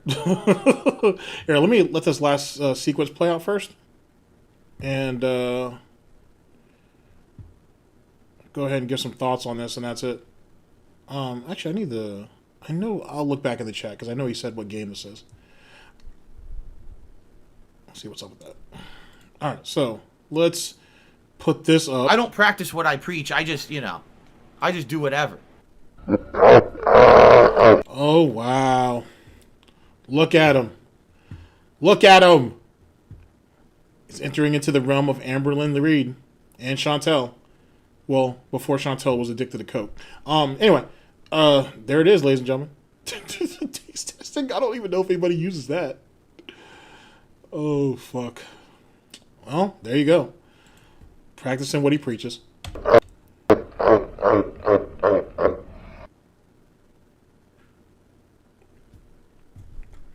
Alright, so let me just click that.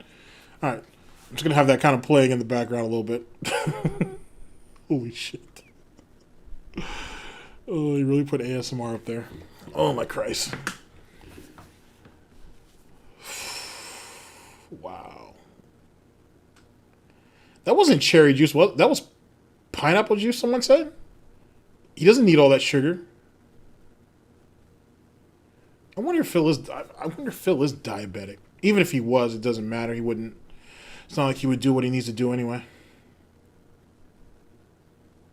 Jesus Christ.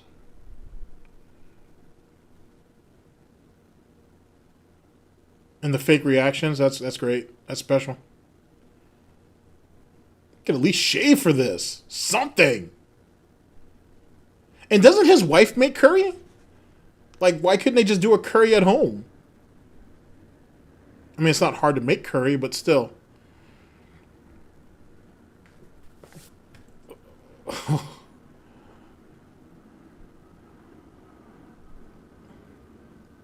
Nah, don't be sorry for that, because I haven't even watched the whole thing through. I'm glad that you kind of just have all the cut up bits. Eventually, I'm gonna have to watch the slop from the whole thing. Eventually, I'm gonna have to do that just because. Let's see. All right, let's take a look at the chat real quick. Well, that's if Kat has ever even made curry. I doubt that X the doubt on most of the shit that he says that she makes. I think she just warms up food. I don't think she really cooks anything. And some of the things we saw early on, Jesus Christ. Oh my God, potatoes still with the skin on it. I mean, it'd be different if she roasted it in some way, a little olive oil, or not even olive oil. She could like make her own like peppered oil or whatever the case may be. There's a lot of variety to it depending on what your imagination is and how much time you're willing to put into it. But if she had done something a little bit different with the potatoes, other than just throwing it into the oven and then just mashing it up, which is what it looked like she did, it could have been amazing. But then it wasn't seasoned. It was a mess. Phil doesn't know I'm sorry. Phil doesn't know the difference between a push-up and a chin-up. Or a pull-up and a chin-up, sorry. Holy shit. But he was never a bodybuilder, though. I'm telling you. He never, ever. I'm telling you, he never stepped into a gym. I mean, no shots at John or Howard or even or OJ, but none of those guys look like they were the gym type. But at least John and Howard seemed to enjoy the outdoors for whatever that's worth. But they didn't look like the type of dudes to go into the gym. So, and he's not the type to go into the gym by himself. I'm sorry. He can say what he wants to say about the forearms because I know Wings did that recently, showing that forearm meat. But if he, Wings hasn't gotten caught jerking off, at least not yet.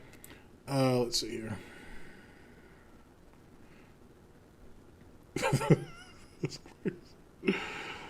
Oh my God. Oh, the cake she made. Okay, let's talk about that, Belle. I don't think she made that poke cake or whatever it was. The first one, the first year she made him a cake, I promise you, they got that from the store. I promise you, they got that from the store. And it's not that I don't think the woman can't make a cake. I don't think that was the case. I think she bought it. And I think a lot of those meals that he talked about that she had made, like the Cajun spaghetti or all that other silly shit, that sounds like the same type of ready-made meals you could find at like a BJ's or a Costco or something along those lines. I guarantee you, I think that's what a lot of that shit is. She didn't make that. Sorry, it's store-bought. You know what I'm saying? At best, I'd say she made it at the store. Let's see. It was a Betty recipe on the back. Was there? Did I miss that? I'm going to have to rewatch that. Oh, you made the exact same cake that week? No shit. Interesting. I will need to look into that. I will make a notation of it, sir. Good sirs and ma'ams. I will make a notation of that. Look at the back of the devil. At the devil food box? Okay. All right, I'm going to take a look at that. Please don't rewatch it. I do want to know. I really, really do want to know, though.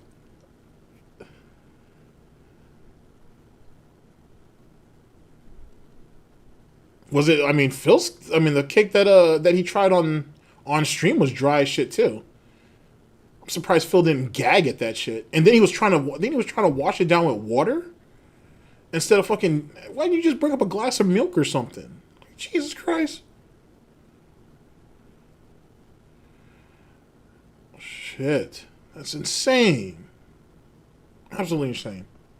Okay, so, to recap, at least slightly, SnowKarl's a fucking champion and shit. Phil contradicting himself as usual, being a whiny little bitch because this right here is the extent of what he can offer. The stream itself, or the marathon, was going to fail anyway because you're sitting there. That's funny. Oh, he gets gassy with milk? It's probably lactose. Well, I don't know. He may have a mild lactose intolerance, I guess.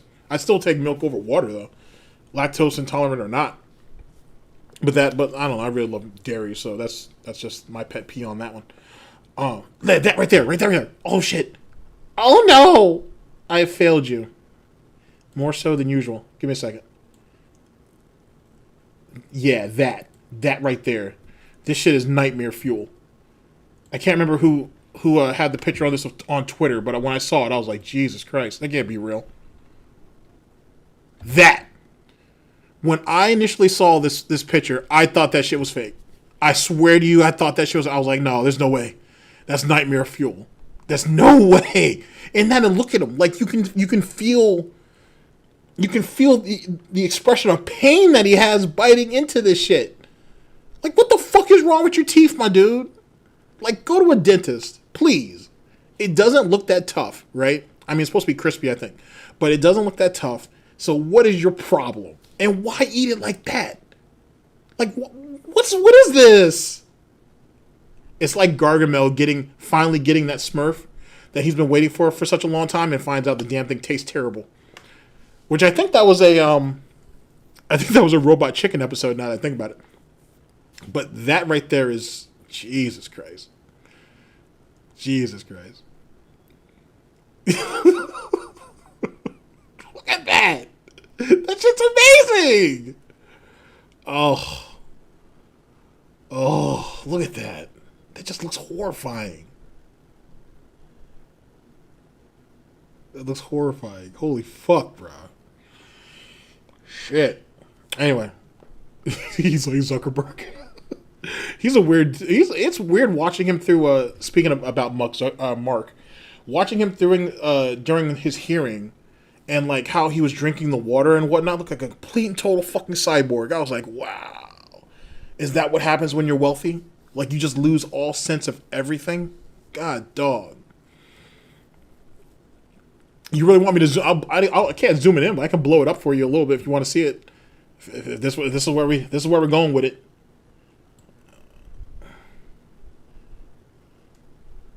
Bask in it.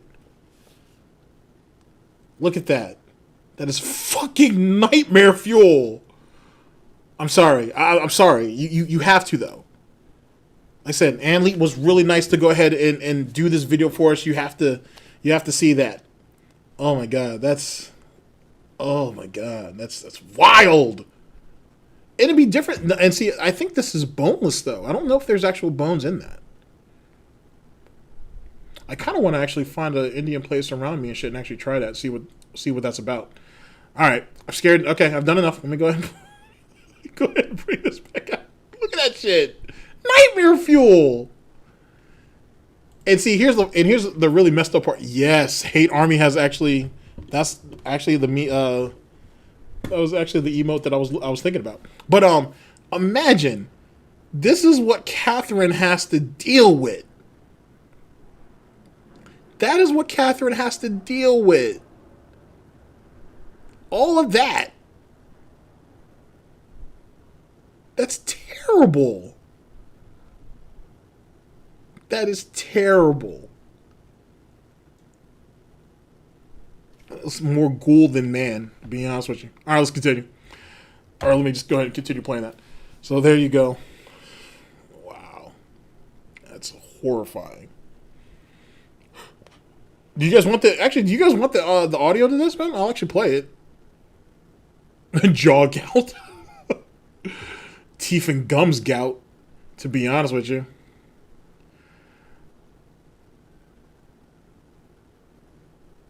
Oh, well, yeah. I mean, he doesn't have a problem getting it up. That's for sure.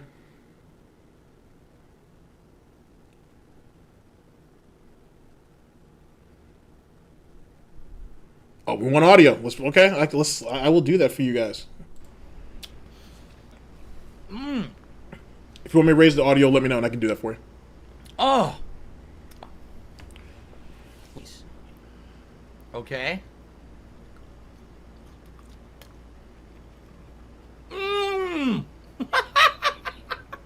Wow. Oh, he said no. Oh. Yes, Phil. It's the same thing you've been shoveling in your mouth for the last couple minutes. I'm sure it's not that different. And what's up with this little bib that we have here too? What's the point of that?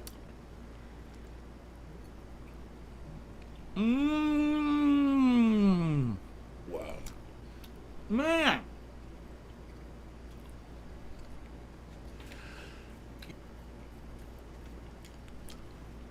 Damn it, Phil. Go outside. Here we go. Get some sun, bro. This is not healthy for you. Ah.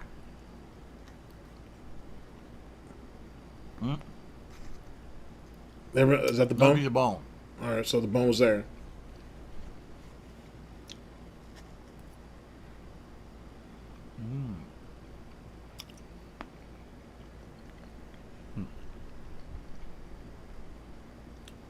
Delicious. Insightful. Very flavorful, man. Insightful. It really is. Riveting content, to say the very least.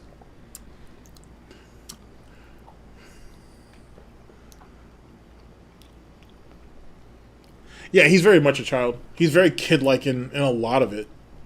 You kind of saw it in the... I'm sure you saw it, I should say, in his Xbox opening yesterday and the setup for it. Because he loves getting things for free. Like, he loves being gifted stuff because it acknowledges him in some way, I guess.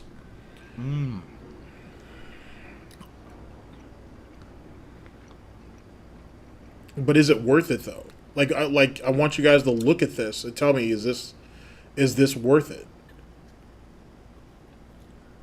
Can you not open your mouth any wider than that?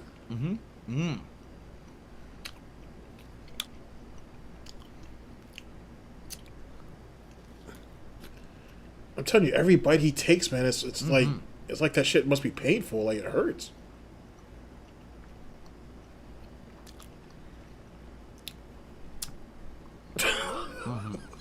The cuts are fantastic.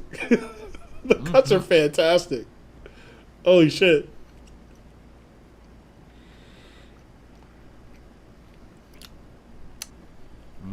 But yeah, is this the pinnacle of success, though? Like, is this what he thinks like mukbangs or mukbangs are?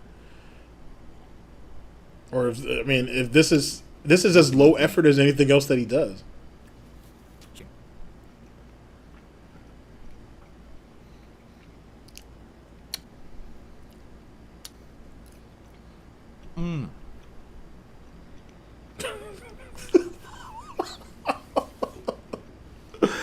Oh man. And if you had told Darkside Phil a couple years ago this is what he'd do, I guarantee he'd cussed you the fuck out and then leaned in manual band your ass. God damn, dude. I'm glad that he made this edit. I appreciate the fact that he sat through all this shit. That's the part that I'm more worried about his health than DSP's, because Jesus Christ, look at this shit. And the way Phil talks and eats, there is a lot, I'm sure, that was left on the editing room floor. Like I said, people, show your appreciation to people while they're around, man. And you think, like, Sunspot Gallery, David Davison, Mr. Huffstuff, Snort Brunel, they got to do this on a regular basis or a semi-regular basis? Yikes.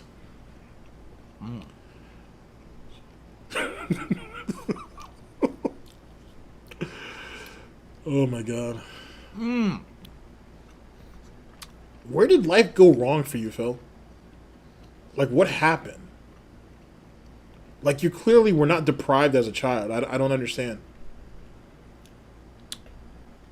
And he said that he really didn't, like, get a chance to actually see, I guess, the world for what it was until after he left Connecticut and started traveling for tournaments, which just shows you how stunted he is socially.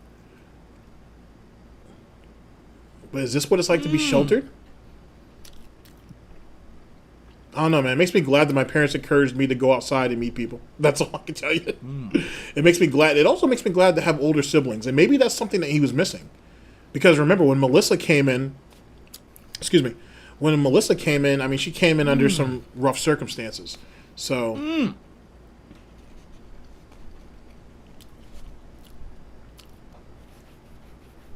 We talk about that house is cursed, man. I wonder if some of that family is cursed. Jesus Christ. Addiction seems to be a constant thing there. And selfish, and a lot of selfish people, too. Here, actually, let me expand on that a little bit.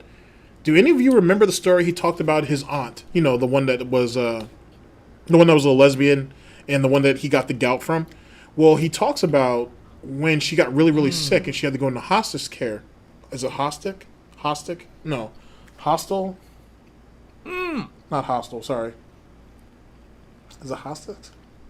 When she went under medical supervision. Good Lord. His mother, well, I guess the family thought she had, thank you. Big ups, Royal. I appreciate that. They had talked about how they thought she had like a bunch of money stashed away, right?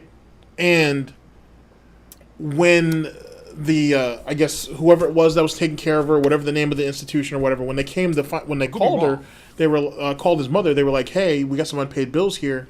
We need you guys to look into this." And they were like, "Okay," and they were like, "Well, wait a second. Doesn't she have like a whole bunch of money like stashed away or whatever?" And then they found out that his aunt had like spurged that shit. Like she spent that shit to her heart's content, and in her later years, she essentially stuck her family with the bills to basically take care of her in the end. And that stuck out. And when Phil was talking about that segment, it really stuck out to him. Ooh. Like he felt, you could kind of tell he was kind of irritated by that because I guess he thought there was going to be something waiting for him. And if you look at him now, he's doing the exact same thing, even though he was already a deficit against his family way before that. Vaguely remember it? Yeah, but at least you remember it, or at least you slightly remember it. I'm sure it was during one of those random rants he made. And it's funny, too, because for as much as I've shitted on Phil and his family and shit, I don't necessarily think they're bad people. I just think that, I mean, look at what they've produced. I guess that's the best thing I can say. Look at what they produced. And he has a very warped sense of existence in general. He looks at people just to be used. Everybody has to serve a function. If not, they're not worth it. And that's a scary thing to have. That's why I shitted on him so hard over that T. Carter thing. Because he makes it seem like he actually gave a fuck about him. He didn't give a shit about T. Carter outside of what T. Carter could do for him. And even then, he would have, T. Carter, by leaps and bounds, was a better player than Phil. T. Carter wasn't going to be able to carry him. Yeah, there's a lot of ear violation here. I apologize. But we have to do it, though. This needs to be shown. It's not pretty, but it's the truth.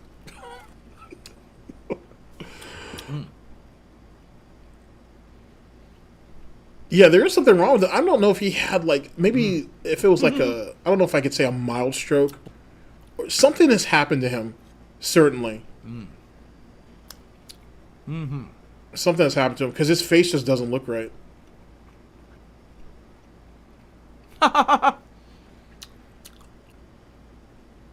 Yeah, see, like it looks like it looks slanted. I used to always think he was slack-jawed, but he just looks slanted. Slanted as fuck. Even when he's holding his head properly, it looks slanted. Eating the whole meal, interacting with you the whole time that I'm eating. Yeah, because he's chewing on one side of his mouth. Yeah, I've noticed that too. He may have a broken tooth or some cavities on the other side or something. Which that's not good either, though, too. Like, you know what I'm saying? Because now you're going to have the muscles on one side just absolutely fucking stronger than the other shit. That's going to give him long-term problems later. Ladies and gentlemen. And God knows what else. I hereby christen this series, this brand new series, Feasting with the Fat Ass. Yes, nod, Phil. Yes, do that. I've done it. You've done it. That is epic. Oh, wait. Feasting with the Fat Ass. I enjoy that. But that's not the part I actually went back to. That is epic. Look at that. Look at that. In all of its splendor, in all of its glory, I want you to look at that. This right here, this right here used to work out on a regular basis. This right here used to be the peak of physical conditioning. This is what this is. Yeah, the edit was slipped in really, really nicely. It was definitely well done. But this is it. Look at this shit. This is what 25 push-ups did. This is what that was. Oh my Christ. You know what's funny? I was thinking, I went back and listened to the old, or to an older video by, remember when Agent Proper and LSB went on to Nick Rekieta's stream? And they were talking about, like, DSP lore and whatnot. This was after Josh was on. And I remember one of the questions that stood out to me was that Nick had asked was, why is it that Darkside Phil, what justifies, let me reword this, what justifies DSP getting all this ire? Why is it that all of these people spend these these just enormous amounts of time going over every little thing that this person does and shit? What's up, Paul? And I can't remember exactly what their answers were. I agree with their answers, but I think my biggest, if I had the opportunity, or at least if I was in the chat that night, I should say, I would have said, it's everybody wants to see someone fail. And for someone who has spent as many years as Darkside Phil has, watching other people fail, wishing for people to fail in businesses and everything of the sort, it's nice to kind of get to see, maybe not nice, it's justified watching it happen to him. Because it couldn't happen to a worse person. It really couldn't. But it's still just a point and laugh type situation. It really is. Because, trust me, stuff like this doesn't happen to people for no reason. It really don't. It really, really doesn't. So, it's just that's just kind of like that's one of my many, I guess, reasonings of it. But for someone who has wished so much failure on people and thought he was so much better, he was so much more talented, he has so much more skill, to see it all crumble the way it has, once you get on this ride, man, you really can't get off. You know what I'm saying? I mean, you can definitely, everybody wants to see it eventually end. I'm not saying I want it to end anytime soon, personally, because you have to enjoy, everybody should get their chance. Everybody should get their opportunity to speak their piece or make their DSP content if they choose to. So him disappearing is not something that I want. I want him to be laughed at through the ages. I want this idiot to be like 50 or 60 years old. Oh yeah, he did. He did. Oh shit, big ups on that. Super crazy. Oh my god, sorry.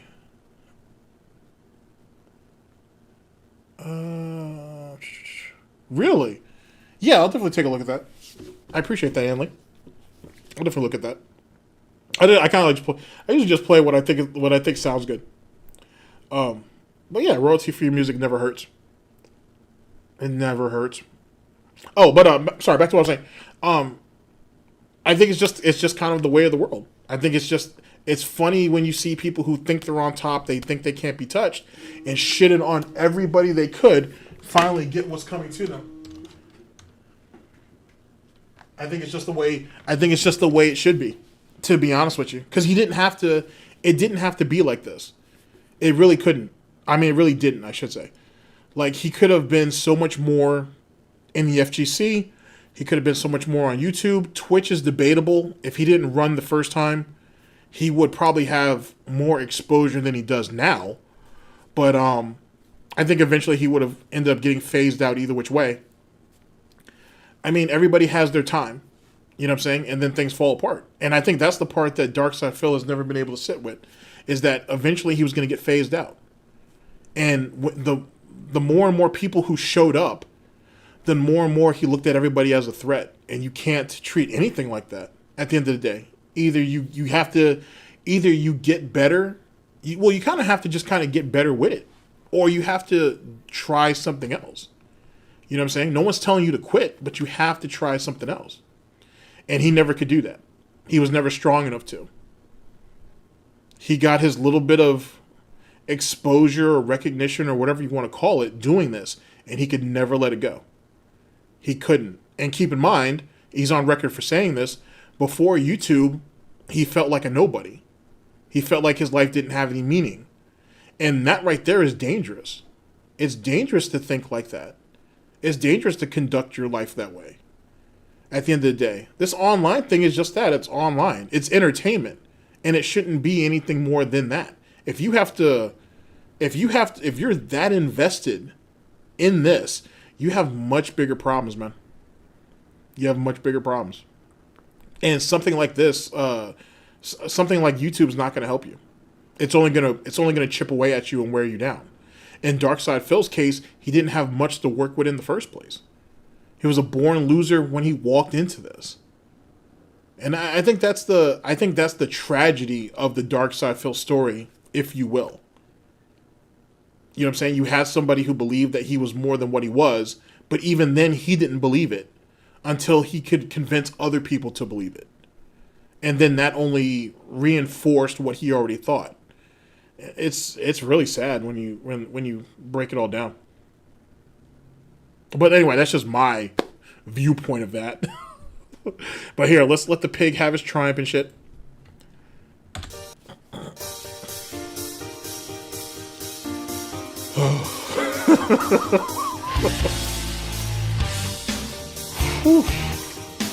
Wow.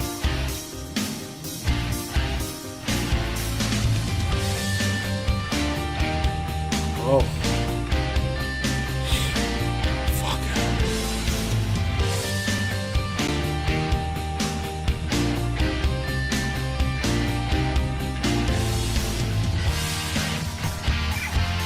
That's true.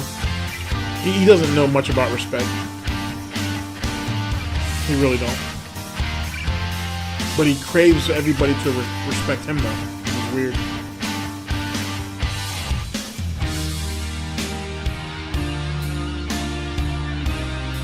That's what a winner looks like, ladies and gentlemen. That's what that's what a winner looks like.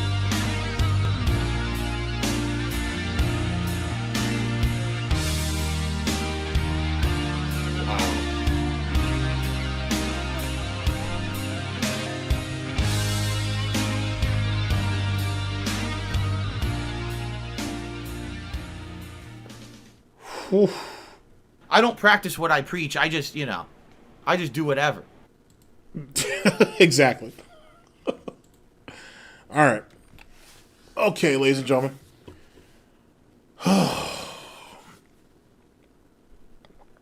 Let's see. Yeah, he's very much like Jim Jones. Not the rapper, of course. The actual cult leader. Because Jim Jones was like that, too. Like, he had a really shitty upbringing. Like, LSB, I'm sure he's still working on his, when he has time, of course, he's working on that cult series. I don't know how many videos it's going to be, but I'm sure that someone has told him to include that in. So if that's the case, because there's a lot of parallels between Jim Jones and DSP. There's a lot of parallels, more so than I think even I'm willing to give credit for. Willing to give credit to, I should say. There's a lot of it. Like, Jim Jones' upbringing, it was shitty. Like, it was, Phil had it way better. It was shitty. And his only outlet was essentially the church, religion. And he was so obsessed with it that he could literally, a lot like a David Koresh, he was able to recite the Bible verse by verse. You could, like, pick it out and he could give it to you. You know what I'm saying? It's kind of silly. Maybe I can recommend it. I don't know. I have to look, but there's some good documentaries out there on it. No, I don't think LSB gave up on it. I think LSB just has other things going on. But I think it's still there. I think he'll. I mean, like I said, if he works on it piece by piece, I think it is what it is. It'll be worth the wait. You know what I'm saying? I got faith in him. It'll be worth the wait. There's a lot you have to go through. There's just a lot of shit you have to go through. Do an episode on Jim Jones? I'd be willing to do that. To be honest with you, I'd be willing to do that. Or did an episode on Jim Jones. Oh, did they really? I have to look that up. I'd be willing to put a few videos together, or I could find a couple videos, I should say, that are good on Jim Jones. It'd be a long video or a long stream though, but you could see it. David Koresh did nothing wrong. Wow. Let's see. Yes, Jim Jones went out like a fucking coward. Jim Jones had them drink basically this mixture, if you will, and at the end he couldn't drink it himself, or he wouldn't drink it himself because he didn't want to deal with the pain of it. Because keep in mind, he had watched all these people take it and how they all kind of died out, and he was scared to do it for himself. So he had one of his trusted bodyguards actually do it. They shot him. Supposedly, if I remember correctly, David Koresh also ended up getting shot too. I don't remember him. He didn't go down with the fire, if you will. I think he got shot as well. I think one of his men did it too, or they shot each other, something like that. But yeah, Jim Jones wouldn't do it. Kind of like I mean, the way you look at it, think of it as like the Adolf Hitler's way out, where he bit in the cyanide capsule, but he shot himself too. So.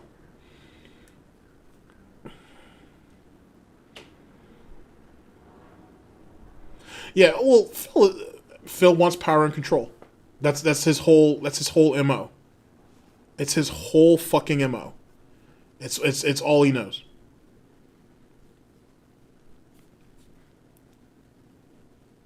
And that power has been slipping a lot over the years, as it should, to be honest.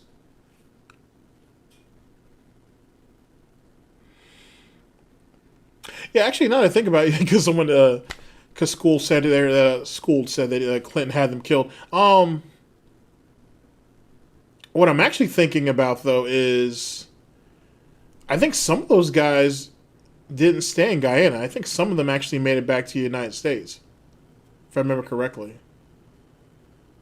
Some of the killers, I mean, because like there were people who didn't take the contraption and they hid out and they eventually made it back to the United States. But I think some of his killers did too. Even after they killed that, I don't know if it was a congressman or a senator that they ended up killing at the airfield, and some of the people that were in the plane with them. But they didn't kill everybody, because some of the people in the plane, they got shot, but they ended up making it out. Yeah, that whole Jim Jones story is fucking crazy. But if you get a chance, you can find it on YouTube. Listen to some of his audio tapes of Jim Jones giving like his sermons and shit. It sounds like absolute fucking insanity. But the thing that makes it even more important is within his rants, you hear some of DSP in that.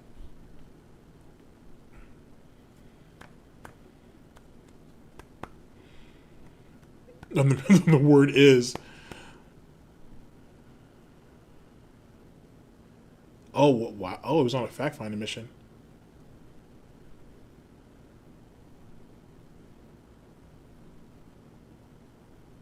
Wow. Okay, yeah, because there were survivors. Was it a congressman? Yeah.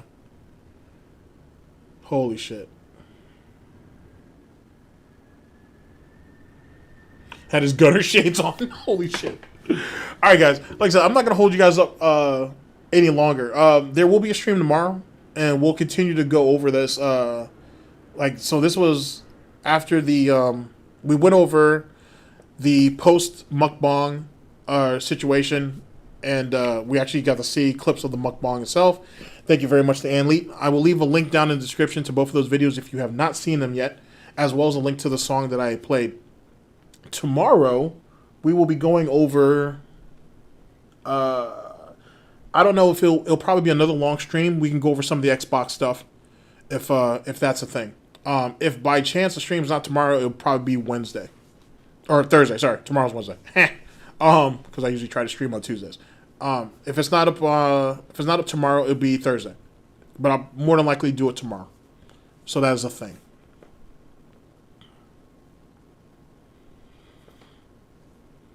Yeah, it does. Like I said, I just hope that whenever LSB does the documentary, though, or however long it's going to be, that eventually a Jim Jones segment gets inserted in there, because I think that's one of the best, if not. But like I said, I'm sure I can find a couple of videos, man, that I can throw together. It's not going to be, an in-depth documentary type thing. It's just I'll grab some key points that I saw, and I'll put together and let you see it, or and put it out there so people can see it. Because DSP is on some bullshit. And like I said, you can hear a lot of Jim Jones in his talk.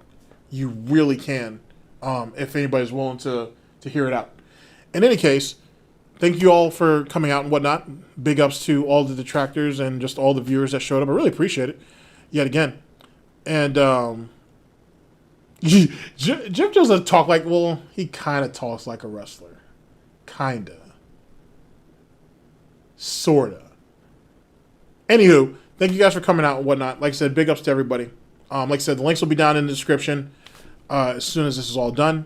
And like I said, I should see you guys tomorrow. and then we'll try to close all this up. I wouldn't think there'll be a third day of streaming this week. I think I can try to get it all up in 2, but we'll see. But like I said, big ups to all of you guys, and let's go ahead and play this out. Let's see here. I guess we'll go with this one. Later, people.